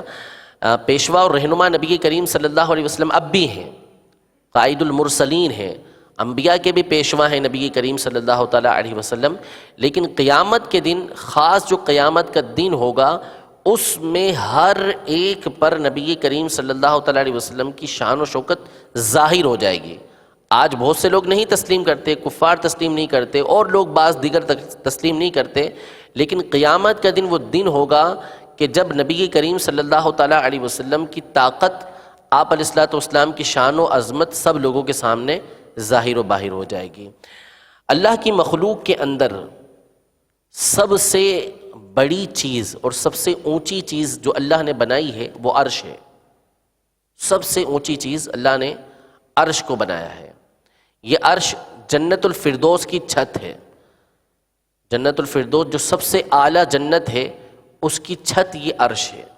عرش سے بڑی چیز مخلوق میں کوئی نہیں ہے، یعنی حجم کے اعتبار سے، اپنی وسعت کے اعتبار سے یہ عرش سب سے بڑا ہے۔ قیامت کے دن نبی کریم صلی اللہ تعالیٰ علیہ وآلہ وسلم کی فضیلتوں میں سے ایک فضیلت یہ ہے کہ اللہ تبارک و تعالیٰ نبی کریم صلی اللہ تعالیٰ علیہ وسلم کو عرش پر بٹھائے گا، یعنی جس کا جیسا مقام اور مرتبہ ہوتا ہے اسی کے مطابق اس کی کرسی ہوتی ہے۔ جیسا مقام ہوگا، جیسا مرتبہ ہوگا، اس کے حساب سے اس کو کرسی دی جائے گی۔ اگر کوئی بڑی کرسی پہ بیٹھا ہوگا تو ہمیں پتہ چل جائے گا کہ چھوٹی کرسی کے مقابلے میں کوئی بڑی شخصیت ہے۔ تو جس کو جیسی کرسی دی گئی، جیسا بیٹھنے کی جگہ دی گئی، اس کے حساب سے ہمیں معلوم ہو جاتا ہے کہ اس کی اہمیت بڑی ہے۔ دو طرف چھوٹے وزیر بیٹھے ہیں تو درمیان میں جو وزیر اعظم ہوگا اس کی کرسی بڑی ہوگی۔ عالم دین ہے وہ بیٹھے ہیں، ان سے بڑھ کر کوئی عالم دین ہے تو ان کی کرسی بعض اوقات بڑی رکھی جاتی ہے۔ ان کے پیر و مرشد ہیں تو ان کی کرسی، ان کی جگہ اونچی رکھی جاتی ہے، جس سے ہمیں معلوم ہو جاتا ہے کہ یہ شخصیت دوسروں کے مقابلے میں ممتاز ہے، بڑھ کر ہے۔ تو حضور علیہ الصلوۃ والسلام کی ذات گرامی وہ ہے کہ اللہ تبارک و تعالیٰ جب لوگوں کے سامنے ان کی عظمت کو ظاہر فرمائے گا تو اس کا ایک طریقہ کار یہ ہوگا کہ اللہ تبارک و تعالیٰ اپنی مخلوق کے اندر جو سب سے اونچی اور سب سے بڑی چیز ہے اس پر نبی کریم صلی اللہ تعالیٰ علیہ وسلم کو تشریف فرمائے گا کہ وہاں پر بیٹھیں، تاکہ لوگوں کو معلوم ہو جائے کہ کائنات میں سب سے بڑا مقام اور مرتبہ انہی کا ہے۔ اعلیٰ حضرت نے جو ارشاد فرمایا کہ عرش حق ہے، مسند رفعت رسول اللہ کی، یہ اسی بات کی طرف اشارہ ہے۔ یہ حدیث پاک کی جو میں نے عرض کیا آپ کے سامنے، حدیث پاک کے اندر یہ موجود ہے کہ قیامت کے دن اللہ تبارک و تعالیٰ عرش پر نبی کریم صلی اللہ تعالیٰ علیہ وسلم کو بٹھائے گا۔ تو یہ اعلیٰ حضرت جو فرماتے ہیں کہ عرش حق ہے، یعنی اللہ تبارک و تعالیٰ کا جو عرش ہے، عرش حق ہے، مسند رفعت، رفعت بلندی کو بولتے ہیں، کہ بیٹھنے کی جو جگہ ہے، بلند ترین جگہ نبی کریم صلی اللہ تعالیٰ علیہ وسلم کی، وہ اللہ تبارک و تعالیٰ کا عرش ہے۔ عرش حق ہے، مسند رفعت رسول اللہ کی، دیکھنی ہے حشر میں عزت رسول اللہ کی۔ آپ علیہ الصلوۃ والسلام کے جو مقام و مرتبہ ہے اس کا خوب اس دن ظہور ہوگا۔ قیامت کے دن کے حوالے سے شفاعت کی بات چل رہی ہے۔ شفاعت کی 3 قسمیں ہیں۔ شفاعت کی 3 قسمیں۔ شفاعت کا مطلب سفارش کرنا ہوتا ہے، تو شفاعت کی 3 قسمیں کی گئی ہیں۔ شفاعت کی پہلی قسم ہوتی ہے شفاعت بالوجاہت۔ شفاعت بالوجاہت، وجیح ہونا، کسی شخص کا اعلیٰ ہونا، عرفہ ہونا، بلند ہونا، شفاعت بالوجاہت۔ دوسری قسم ہوتی ہے شفاعت بالمحبہ، یعنی محبت، محبت کی وجہ سے شفاعت، یعنی شفاعت وجاہت کی وجہ سے، شفاعت محبت کی وجہ سے۔ اور تیسری قسم ہوتی ہے شفاعت بالاذن، یعنی اجازت، شفاعت بالاذن۔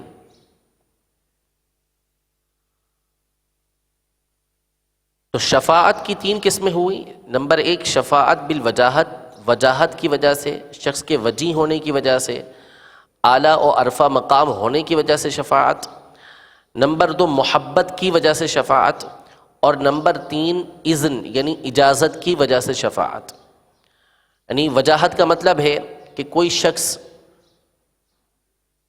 کسی کی بارگاہ کے اندر دوسروں کے مقابلے میں ایسا مقام اور مرتبہ رکھتا ہے کہ سامنے والا اس کے مقام و مرتبے کی وجہ سے اس کی سفارش کو قبول کرتا ہے۔ وہ مجبور نہیں ہوتا، سامنے والا مجبور نہیں ہوتا کہ اس کی سفارش کو قبول کرے ہی کرے، لیکن اس کا مقام اور مرتبہ ایسا ہوتا ہے کہ اس کو خود دینے والا جو مقام و مرتبہ ہے اس کے مقام اور مرتبے کی وجہ سے اس کی سفارش کو قبول کرتا ہے. یعنی ایک شخص اپنے پیر کی بارگاہ میں ایک مقام و مرتبہ رکھتا ہے، پیر نے خود اس کو اتنا اونچا کر دیا ہے، اب وہ پیر کی بارگاہ میں کس کی سفارش کرتا ہے کہ اس کی یہ سفارش ہے، اس کے لیے آپ اس طرح کر دیجئے. تو اب پیر اس کے مقام و مرتبے کو دیکھتے ہوئے اگرچہ کہ اس سے ڈر نہیں رہا، اس کا خوف نہیں ہے کہ اس کے ڈر کی وجہ سے ایسا کر رہا ہو، لیکن چونکہ اس کو ایک وجاہت حاصل ہے کہ اس کو مقام حاصل ہے، منصب حاصل ہے، تو اس کی سفارش کو قبول کر لیتا ہے. یہ وجاہت کی وجہ سے، اس کی شخصیت کی وجہ سے، اس کے مقام کی وجہ سے شفاعت کہلاتی ہے، سفارش کہلاتی ہے. اور محبت کے سامنے والا ہے ایسا محبوب، ایسا پیارا، اس سے ایسی محبت ہے کہ اس کی محبت اس بات کا تقاضا کرتی ہے کہ اس کی بات کو قبول کیا جائے. اگرچہ اب بھی یہی ہے کہ اس کی شفاعت کو قبول نہ کرنے کی وجہ سے، اس کی سفارش کو قبول نہ کرنے کی وجہ سے جس سے سفارش کی جا رہی ہے اس کی ذات پہ کوئی اثر نہیں پڑے گا، وہ ڈرتا نہیں ہے، لیکن اس نے اس کو ایسا محبوب اور پسندیدہ بنایا ہے کہ اس کی بات کو قبول کر لیتا ہے. تو اس کو شفاعت بالمحبت بولتے ہیں.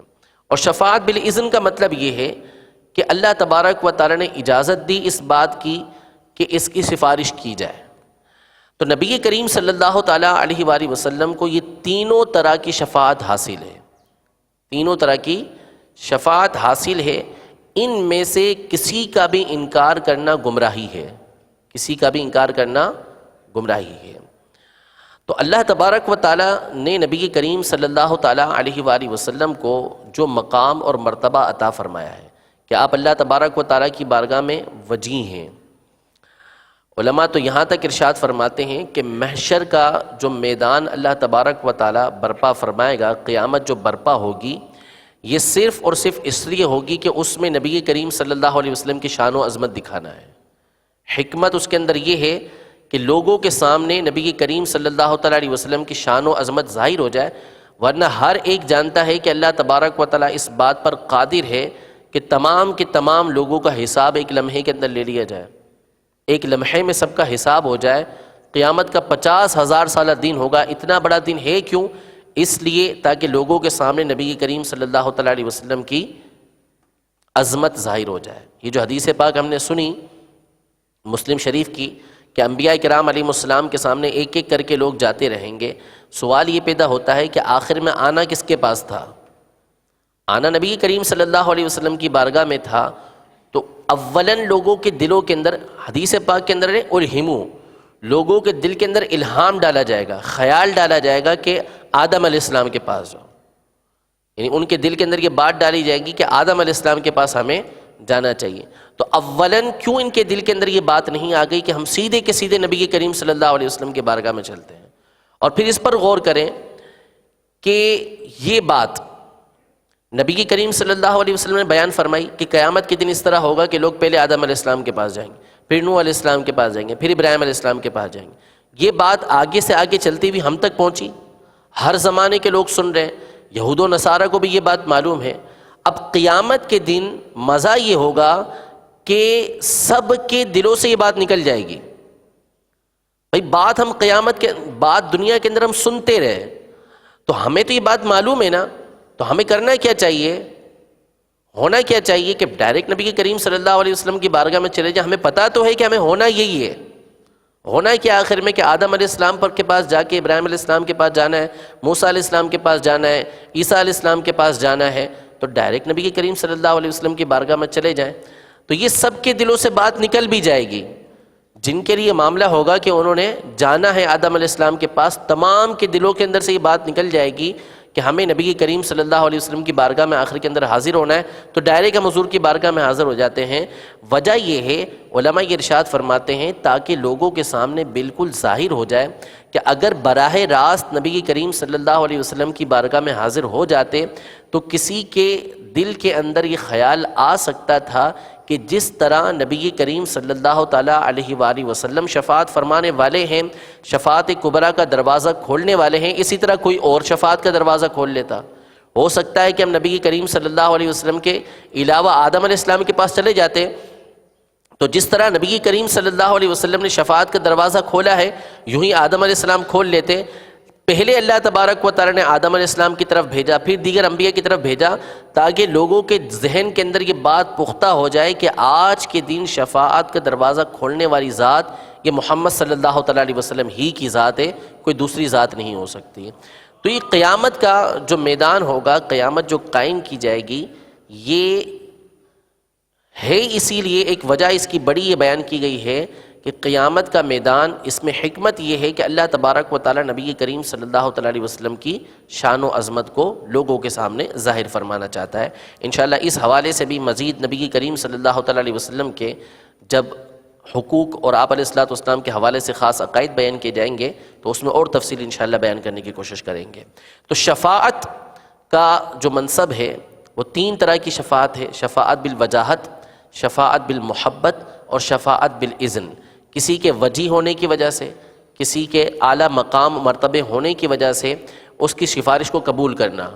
لیکن میں نے یہ عرض کیا کہ اللہ تبارک و تعالیٰ مجبور نہیں، نبی کریم صلی اللہ تعالیٰ علیہ وسلم کی یا کسی اور نبی کی یا کسی ولی کی اللہ تبارک و تعالیٰ جب سفارش کو قبول کرے گا، ان کی شفاعت کو قبول کرے گا، تو اس کا ہرگز مطلب یہ نہیں ہے کہ ان کے مقام اور مرتبے کی وجہ سے اللہ تعالیٰ مجبور ہو گیا، نہیں، مجبور نہیں، بلکہ خود اللہ تبارک و تعالیٰ نے ان کو بنایا ایسا ہے کہ اللہ تبارک و تعالیٰ ان کی بات کو قبول فرماتا ہے، ان کو ناراض اللہ تبارک و تعالیٰ نہیں کرتا، دل ان کا نہیں توڑتا اللہ تبارک و تعالیٰ، ان کی بات کو اللہ تبارک و تعالیٰ رکھتا ہے۔ تو اللہ تبارک و تعالیٰ مجبور نہیں ہے، ٹھیک ہے۔ اسی طرح محبت کہ نبی کریم صلی اللہ تعالیٰ علیہ وسلم سے اللہ تبارک و تعالیٰ محبت فرماتا ہے۔ اب بعض لوگ اس طرح کے الفاظ استعمال کر دیتے ہیں کہ اللہ تعالیٰ مجبور ہو گیا، نعوذ باللہ من ذالک، یعنی اللہ کو یہ کرنا پڑا، تو اللہ تبارک و تعالیٰ مجبوری سے پاک ہے۔ اللہ تبارک و تعالیٰ کو کوئی مجبور مانے گا تو کفر ہو جائے گا۔ اللہ تبارک و تعالیٰ مجبور نہیں ہے۔ نبی کریم صلی اللہ تعالیٰ علیہ وسلم سے محبت فرماتا ہے، اور آپ کی محبت کے پیش نظر اللہ تبارک و تعالیٰ آپ کی محبت کی وجہ سے آپ کی شفاعت کو قبول فرمائے گا، لیکن اس شفاعت کو قبول کرنے پر مجبور نہیں ہے۔ اسی طریقے سے شفاعت بالاذن کی اجازت کے ساتھ شفاعت ہوگی، یہ کئی لوگوں کے لیے ہوگی۔ تو یہ تینوں کے تینوں شفاعتیں نبی کریم صلی اللہ تعالیٰ علیہ وسلم کے لیے ثابت ہیں۔ جو ان میں سے کسی کا انکار کرے گا گمراہ بددین ہوگا۔ اور یہ بھی یاد رہے، یہ ہمارا عقیدہ اور نظریہ ہے کہ نبی کریم صلی اللہ تعالیٰ علیہ وسلم کو مقام شفاعت دے دیا گیا، مقام شفاعت دے دیا گیا، منصب شفاعت آپ کو مل گیا۔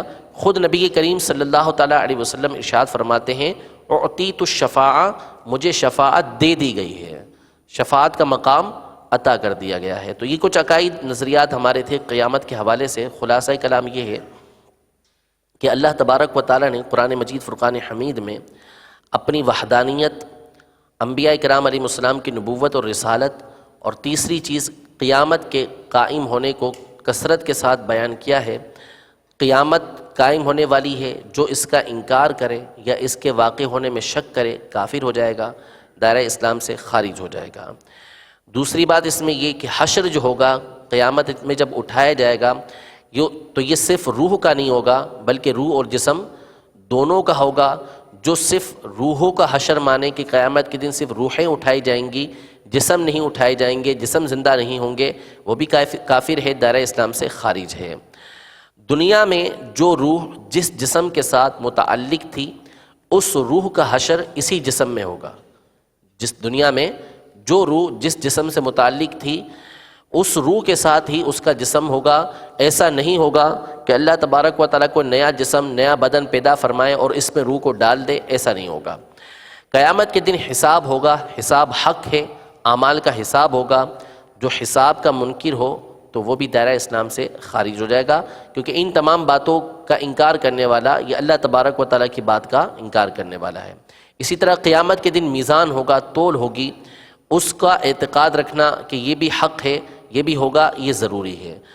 قیامت کے دن ہر شخص کو اس کا نامہ اعمال دیا جائے گا، یہ عقیدہ رکھنا بھی ضروری ہے۔ نامہ اعمال دیے جانے کی تین صورتیں ہیں۔ نیکوں کو اللہ تبارک و تعالیٰ سیدھے ہاتھ میں نامہ اعمال عطا کرے گا، بدوں کو، بروں کو الٹے ہاتھ میں، اور جو کفار ہوں گے ان کا سینہ توڑ کر ان کا الٹا ہاتھ ان کے پیٹھ کے پیچھے سے نکالا جائے گا، اور الٹے ہاتھ میں ان کو نامہ اعمال دیا جائے گا۔ حوض کوثر بھی حق ہے، اس کا عقیدہ رکھنا بھی ضروری ہے، جو اس کا انکار کرے وہ بھی گمراہ ہے۔ اور حوض کوثر نبی کریم صلی اللہ تعالیٰ علیہ وسلم کو اللہ تبارک و تعالیٰ نے عطا فرمایا۔ اس کی تفصیل بھی ہم نے سنی۔ اسی طرح صراط حق ہے، جو ایک پل ہے، اس کا عقیدہ اور نظریہ رکھنا بھی ضروری ہے، اور ہر قسم کی شفاعت، چاہے شفاعت بالوجاہت ہو، شفاعت بالمحبت ہو یا شفاعت بالاذن ہو، نبی کریم صلی اللہ تعالیٰ علیہ وسلم کے لیے یہ تمام کی تمام ہیں، اور جو اس کا انکار کرے، یہ کسی بھی ان میں بات کا انکار کرے، وہ گمراہ اور بددین ہے۔ آخری بات ایک جو رہ گئی بیان کرنے سے، وہ یہ ہے کہ دیکھیں قیامت میں جب بندہ مرتا ہے، اس کا جسم قبر کے اندر، یعنی اللہ تبارک و تعالیٰ نے اگر خاص کرم نہ فرمایا تو پھل پھوٹ گیا، اب پھول اور پھٹ گیا، وہ ریزہ ریزہ ہو گیا، تو انسان کے سارے اعضاء کو مٹی کھا جاتی ہے، سارے کے سارے اعضاء کو مٹی کھا جاتی ہے، لیکن جو ہماری ریڑھ کی ہڈی ہے اس کا ایک ذرہ ہے جس کو عجب الذنب بولتے ہیں۔ عجب الذنب، عین جیم با الف لام ذال نون با، عجب الذنب، یہ وہ ذرہ ہے کہ جس کو مٹی نہیں کھاتی، جس کو مٹی نہیں کھاتی، اس کو عجب الذنب بولتے ہیں۔ یہی وہ ذرہ ہے، یہی وہ ٹکڑا ہے کہ جس پر انسانی جسم کی تخلیق ہوگی، دوبارہ اسی کے اوپر انسان کے جسم کو بنایا جائے گا، یہ حصہ ہمیشہ باقی رہتا ہے۔ اس حوالے سے اگر آپ مزید تفصیل پڑھنا چاہتے ہیں تو امیر اہل سنت کا ایک رسالہ ہے، بادشاہوں کی ہڈیاں، بادشاہوں کی ہڈیاں، اس میں اس کے حوالے سے تفصیل کو بیان کیا گیا ہے۔ اللہ تبارک و تعالی ہم سب کو ان تمام باتوں پر عمل پیرا ہونے کی توفیق عطا فرمائے۔ جو ہم نے باتیں سنی ہیں اللہ رب العزت جل وعلا اس کے مطابق ہمیں نظریہ اور اعتقاد رکھنے کی توفیق عطا فرمائے۔ مختصر گناہ کبیرہ کے حوالے سے بھی سنتے جائیے۔ آج کے سلسلے میں جس گناہ کبیرہ کا ہم نے تذکرہ کرنا ہے وہ ہمارے معاشرے کے اندر خصوصاً جو علم دین سے دور لوگ ہوتے ہیں ان میں یہ گناہ بڑا عام ہے، اور وہ ہے علماء کرام کے حقوق ضائع کرنا اور انہیں ہلکا جاننا۔ عالم کی اہمیت اللہ تبارک و تعالیٰ کی بارگاہ میں بہت بڑی ہے، یہاں تک کہ ایک حدیث پاک کے مطابق جنت کے اندر عالم اور انبیاء کرام کے درجے میں صرف ایک درجے کا فرق ہوگا۔ سب سے اونچا مقام و مرتبہ انبیاء کرام کا، اس کے بعد اللہ تبارک و تعالیٰ جنت میں سب سے بڑا مقام و مرتبہ علماء کرام کو عطا فرمائے گا۔ اور یہ ارشاد فرمایا عبداللہ بن عباس رضی اللہ تعالیٰ عنہما نے کہ اللہ تبارک و تعالیٰ عام مومنوں کے مقابلے میں علماء کو 700 گنا بڑا مقام و مرتبہ عطا فرمائے گا۔ تو علماء کے حقوق یہ بہت زیادہ ہیں۔ اس حوالے سے نبی کریم صلی اللہ تعالیٰ علیہ وآلہ وسلم نے بہت زیادہ تنبیہ فرمائی ہے، کیونکہ اگر علماء کے حقوق کو ضائع کیا جائے، ان کی بات کو اہمیت نہ دی جائے، تو اس صورت میں نتیجہ بندے کا دین سے دوری کا نکلتا ہے، کیونکہ بندہ علماء سے وابستہ اسی وقت ہوتا ہے جب اس کو اپنے دین کی حاجت ہوتی ہے، اپنے دینی معاملات کو حل کروانا ہوتا ہے، اور علماء وہ ہوتے ہیں کہ جو ان کے دینی معاملات میں ان کی رہنمائی کرتے ہیں۔ تو جب بندہ علماء کے حق کو جانے گا ہی نہیں تو پھر اپنے دین کو بہتر کیسے کر سکے گا؟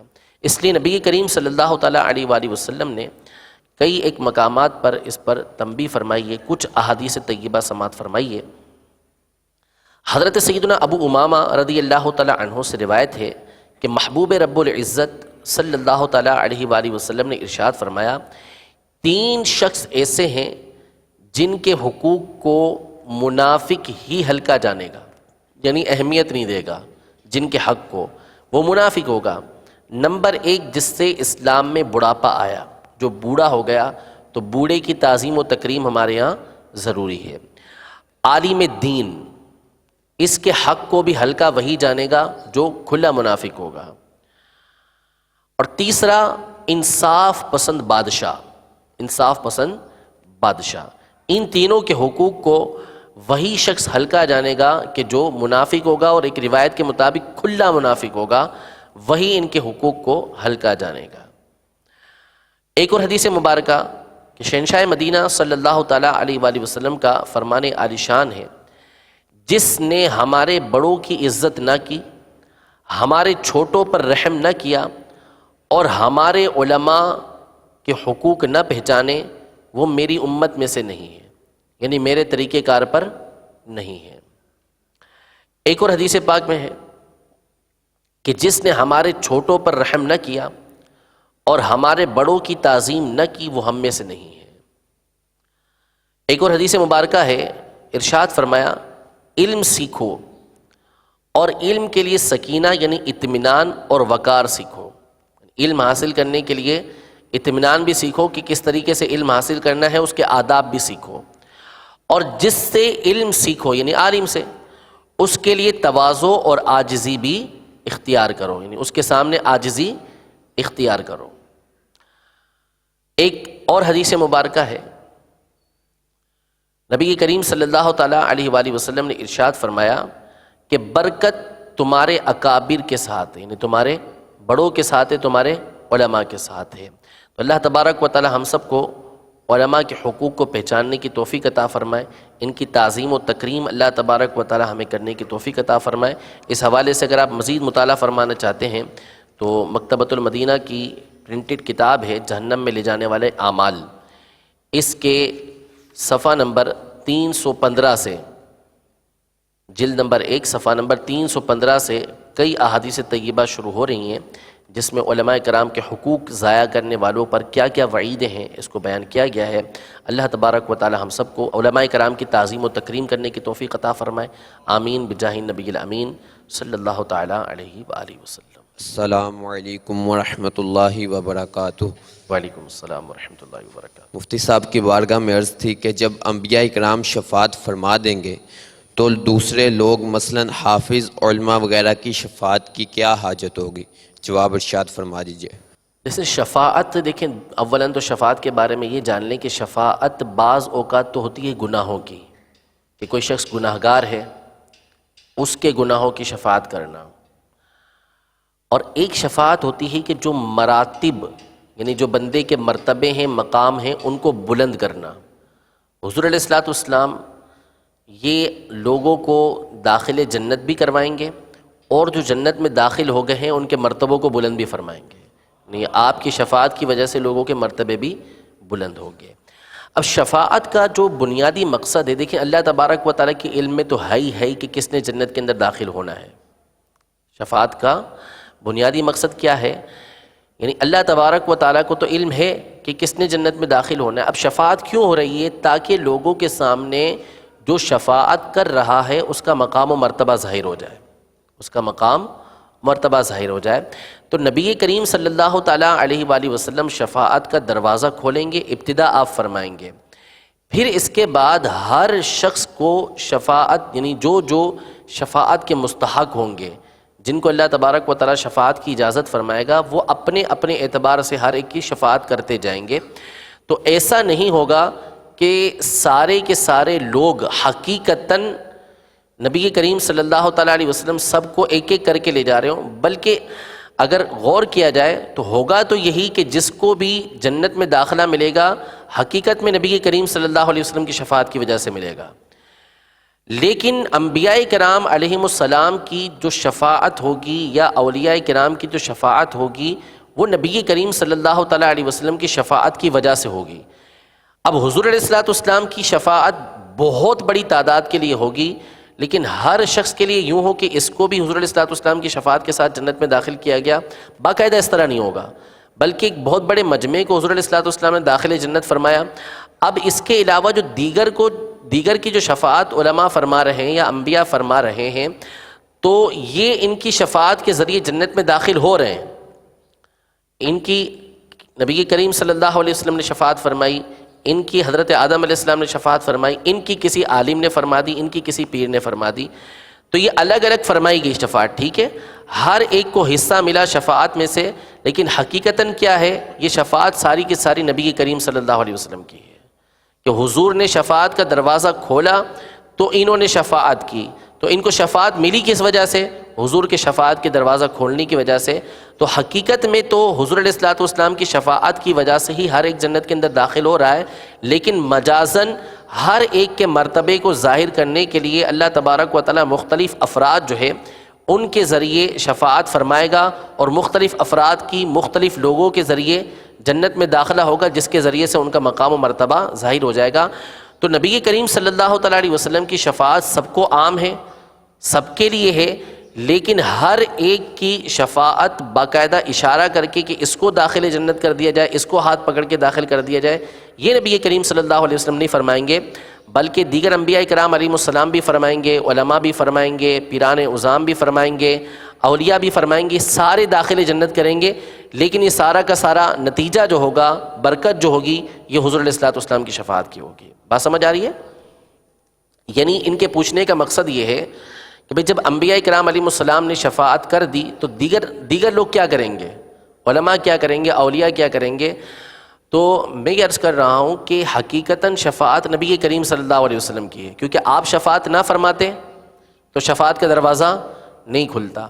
لیکن کیا ہر ایک کی باقاعدہ نام لے کر حضور علیہ السلام شفاعت کریں گے؟ ایسا نہیں ہوگا، بلکہ بعض افراد وہ ہوں گے کہ جو دیگر لوگوں کے ذریعے جنت کے اندر داخل ہوں گے، دیگر لوگوں کے ذریعے جنت میں داخل ہوں گے، لیکن یہ دیگر لوگ جو شفاعت کر رہے ہیں ان کو شفاعت کا مقام کیوں ملا؟ نبی کریم صلی اللہ علیہ وسلم کی وجہ سے۔ تو یوں اگر غور کیا جائے گا تو ہر ایک جو جنت میں داخل ہوگا وہ نبی کریم صلی اللہ علیہ وسلم کی وجہ سے ہوگا۔ ٹھیک ہے؟ الحمدللہ رب العالمین والصلاة والسلام على سید المرسلین، اما بعد فاعوذ باللہ من الشیطان الرجیم، بسم اللہ الرحمن الرحیم، الصلاة والسلام علیک یا رسول اللہ وعلى آلك وأصحابك يا حبيب الله، الصلاة والسلام عليك يا نبي الله وعلى آلك وأصحابك يا نور الله، نويت سنة الاعتكاف۔ الحمدللہ عز و جل ہم اپنے اس سلسلے میں مدنی قاعدہ بھی پڑھتے ہیں، تو آج مدنی قاعدے کی تختی سبق نمبر 8 ہے، اور سبق نمبر 8 کم و بیش آدھی تختی ہم نے پڑھ لی تھی، جہاں سے چھوڑا تھا وہیں سے انشاءاللہ آگے چلیں گے۔ اس سے پہلے آپ دعا پڑھ لیجئے، صلو علی الحبیب صلی اللہ علیہ وسلم۔ اللہم افتح علینا حکمتک وانشر علینا رحمتک یا ذا الجلال والاکرام، صلو علی الحبیب۔ میرے پیارے اور محترم اسلامی بھائیوں اور مدنی چینل کے ناظرین، مدنی قاعدے کی سبق نمبر 8 کھول لیجئے، اور اس سبق کی کم و بیش 4 لائن 4 سطریں ہم پڑھ چکے تھے، مزید آگے چلتے ہیں۔ اعوذ باللہ من الشیطان الرجیم،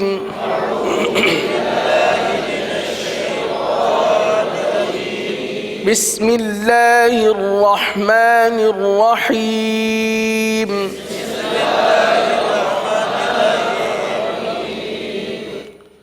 دال کھڑا زبر دا، دال کھڑا زیر دی، دال الٹا پیش دو، دا دی دو۔ جیسا کہ ہم نے اس کے قواعد میں یہ سیکھا تھا کہ کھڑا زبر کھڑا زیر الٹا پیش کو کھڑی حرکات کہتے ہیں، اور کھڑی حرکات یہ حروف مدہ کے قائم مقام ہے، یعنی جتنا حروف مدہ کو کھینچیں گے اتنا ہی کھڑی حرکات کو کھینچ کر پڑھیں گے۔ کیا آپ کو معلوم ہے کہ حروف مدہ کی کھینچنے کی مقدار کیا ہے؟ 1 الف۔ حروف مدہ کو 1 الف یعنی 2 حرکات کے برابر کھینچ کر پڑھتے ہیں، تو یہ کھڑی حرکات حروف مدہ کے قائم مقام ہیں، اس لیے کھڑی حرکات کو بھی 1 الف کے تک کھینچ کر پڑھیں گے۔ آگے پڑھتے ہیں، ضاد کھڑا زبر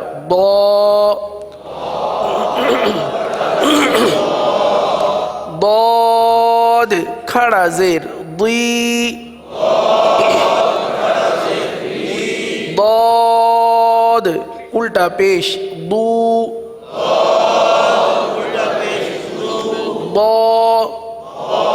ضی ضو دال اور ضاد اس وقت ہم نے دو حروف ادا کیے دال اور ضاد جیسا کہ پہلے بھی عرض کیا گیا کہ آپ کو مدنی قاعدے میں یہ خصوصیت ملے گی کہ کچھ تختیوں میں ایک ہی جگہ سے یا ایک طریقے سے ادا کیے جانے والے حروف کو ایک ساتھ آپ جمع ہوتا ہوا دیکھیں گے.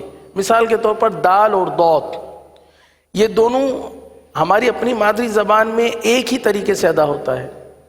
ضاد کو دال کی طرح ادا کرتے ہیں. تو ان دونوں حروف کو ایک ساتھ ادا دینے کا مقصد یہ ہے کہ ہم دونوں حروف کی ادائیگی میں فرق پیدا کریں. دال باریک ادا ہوتا ہے، ضاد پر ادا ہوتا ہے. اچھا دال کا اپنا مخرج ہے، زبان کی نوک اور اوپر کے دانتوں کی جڑ سے دال ادا ہوتا ہے، صحیح نا؟ جبکہ ضاد کا مخرج سے بالکل برعکس ہے، زبان کی کروٹ اور اوپر کے دانتوں کی جڑ سے ادا ہوتا ہے، بہت دور ہے. مخرج کے اعتبار سے دونوں میں بہت دوری ہے، لہٰذا ان دونوں میں فرق کرنا بہت ضروری ہے. آئیے مزید آگے پڑھتے ہیں. کاف کھڑا زبر کا، کاف کھڑا زیر کی،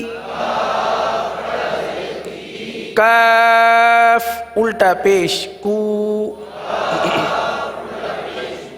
کا کی کو، قاف کھڑا زبر قا، قاف کھڑا زیر قی، قاف الٹا پیش قو، قا قی قو، ہا کھڑا زبر ہا، ہا کھڑا زیر ہی، ہا الٹا پیش ہو، ہا ہی ہو، ہا کھڑا زبر ہا، ہا کھڑا زیر حی، ہا الٹا پیش حو، ہا حی حو. اگلے صفحے پر حمزہ، حمزہ کھڑا زبر آ، حمزہ کھڑا زیر ای، حمزہ الٹا پیش او، آ ای او، عین کھڑا زبر آ، عین کھڑا زیر عی، عین الٹا پیش عو، ع عی عو، خا کھڑا زبر خا، خا کھڑا زیر خی، خا الٹا پیش خو، خا خی خو، غین کھڑا زبر غا، غین کھڑا زیر غی، غین الٹا پیش غو،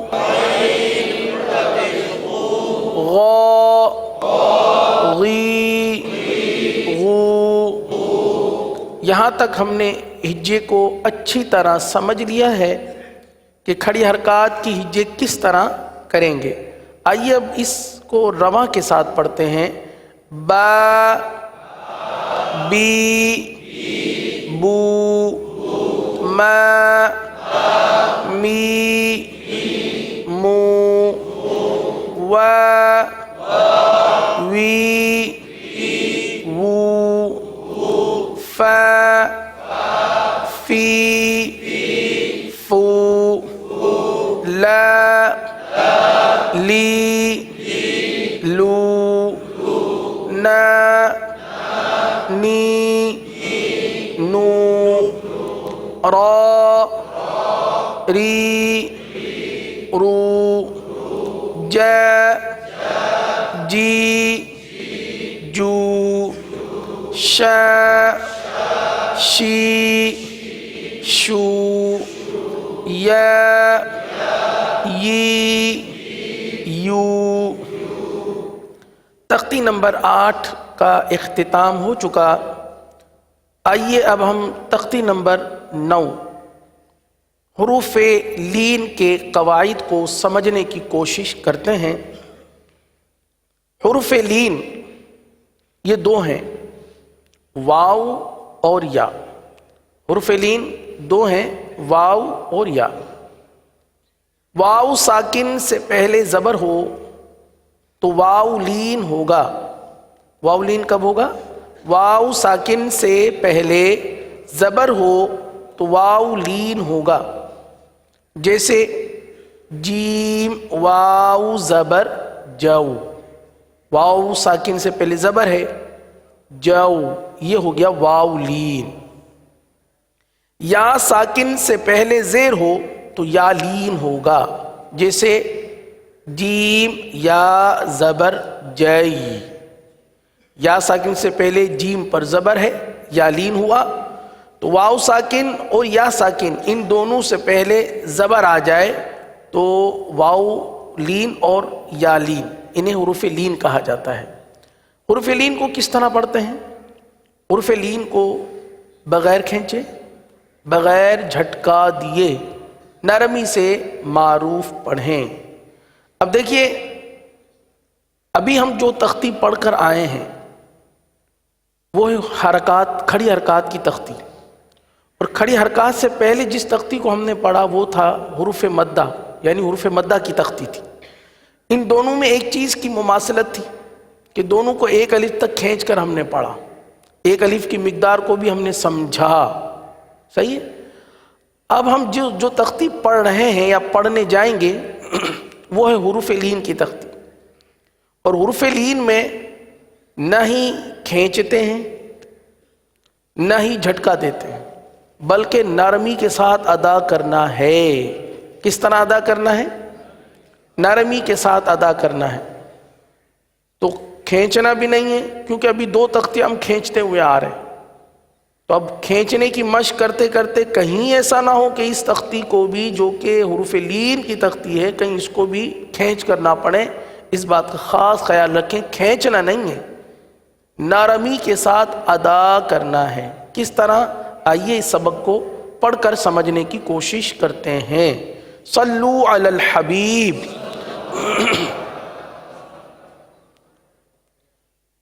با، واو زبر بو، بو، بو، بو۔ اب دیکھیں، بو بئی، یہ ختم، اس کو، یہ غلط طریقہ ہے، اس کو ختم کرنا ہے۔ بو بئی یہ کھینچنا کہلاتا ہے، کھینچ کر پڑھنا کہلاتا ہے، ہمیں کھینچنا نہیں ہے۔ با، واو زبر بو، بو، بو، با یا زبر بئی، بو، بئی، بو، بئی، بو، بئی، یہ نرمی ہے، بو، بئی۔ آگے تا واو زبر تو تا یا زبر تی تو تی ثا واو زبر ثو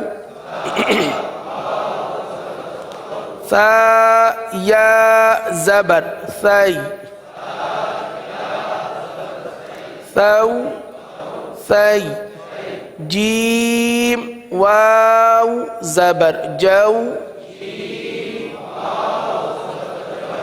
جیم یا زبر جی جو جی حا واو زبر حو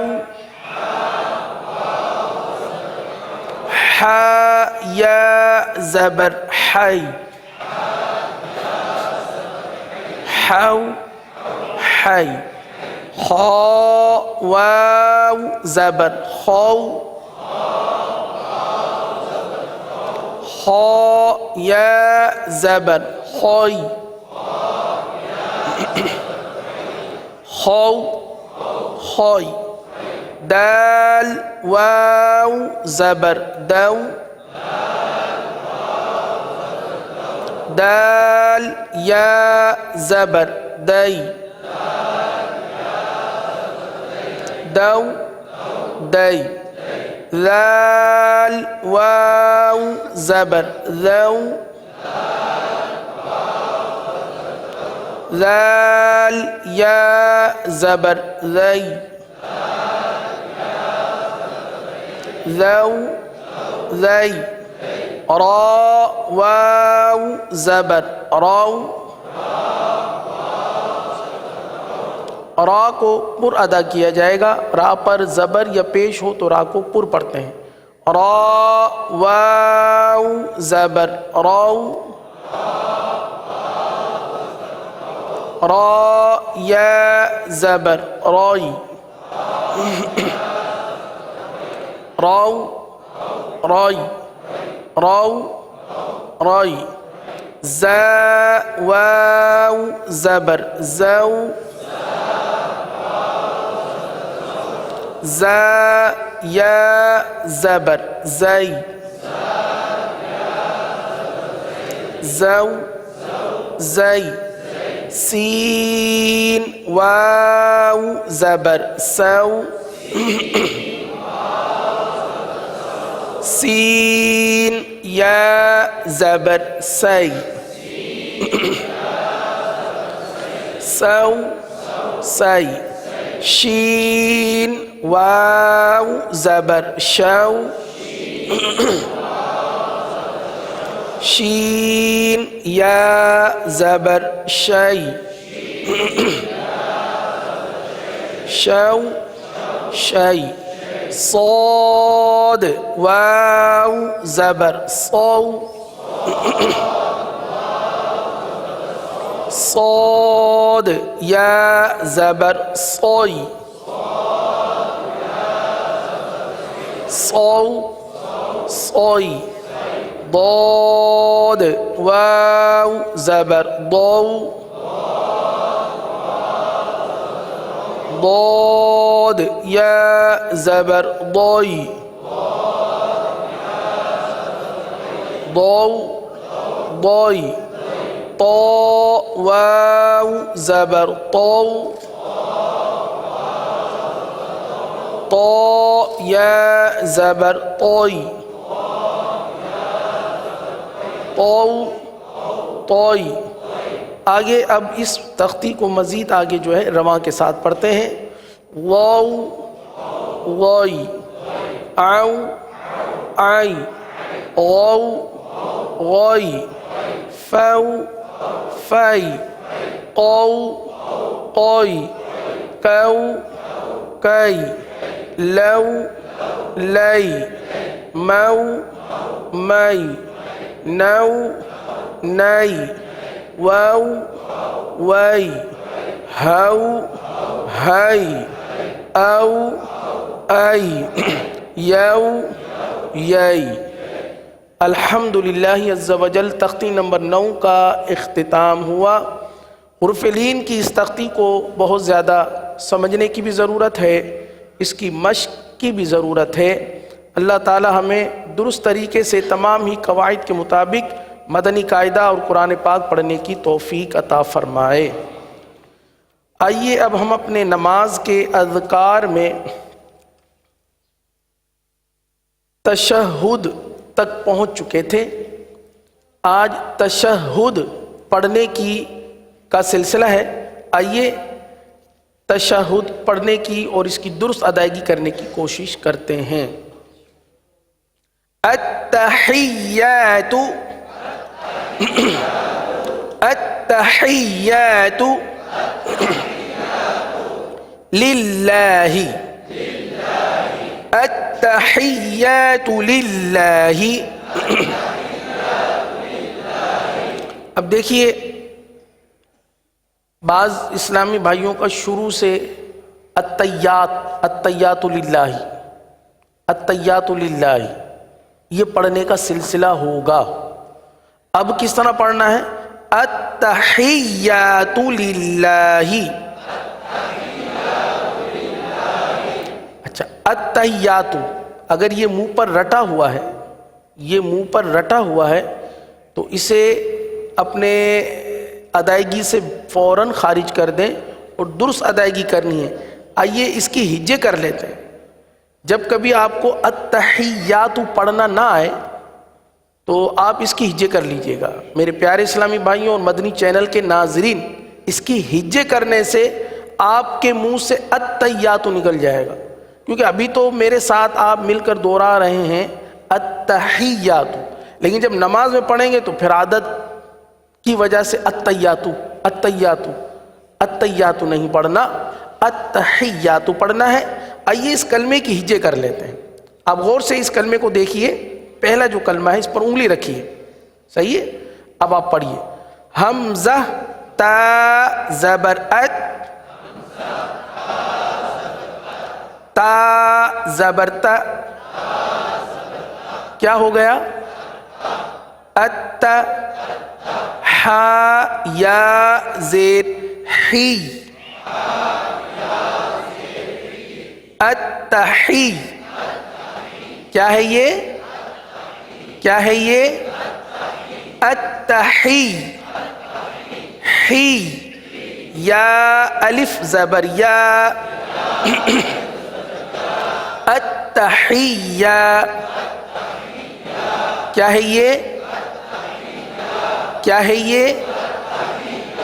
تا پیش تو،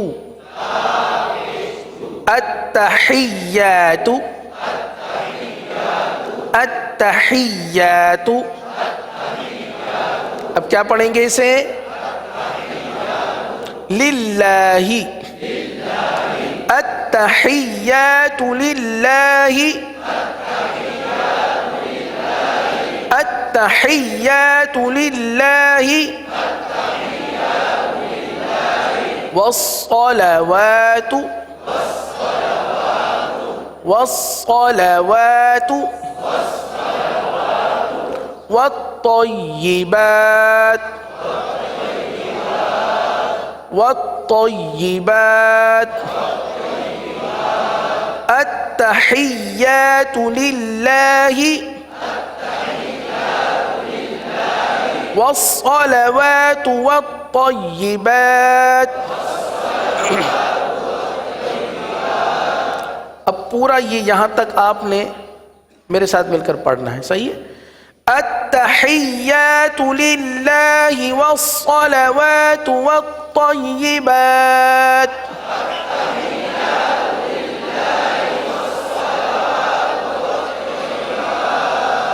ماشاء اللہ، ادائیگی کافی بہتر ہو رہی ہے۔ اسی طرح اگر محنت کرتے رہیں گے تو انشاءاللہ غلط ادائیگی جو ہے وہ ہمارے منہ سے نکل جائے گی اور ہم درست پڑھنا شروع کر دیں گے۔ السلام علیک،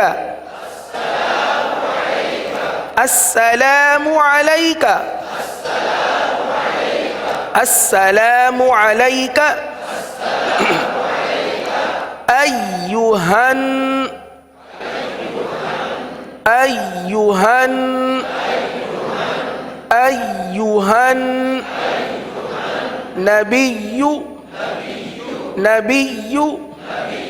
أيها النبي السلام عليك أيها النبي ورحمة الله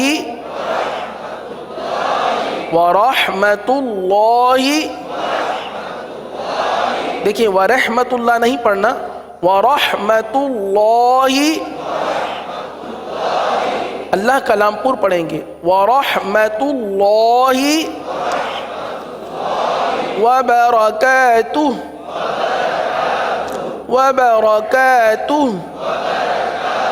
السلام علیک ایہا النبی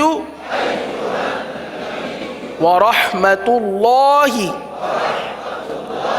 وبرکاتہ۔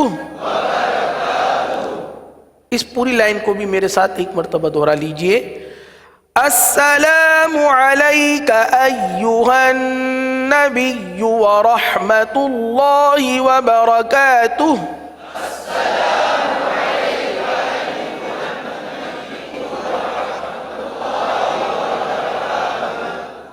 اس سے پچھلی لائن کیا تھی؟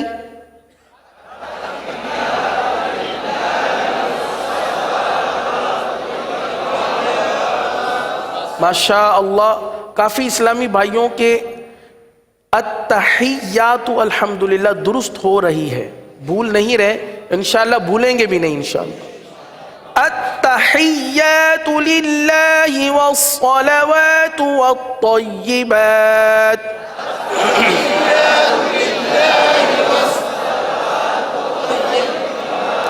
السلام علیک ایہا النبی ورحمت اللہ وبرکاتہ۔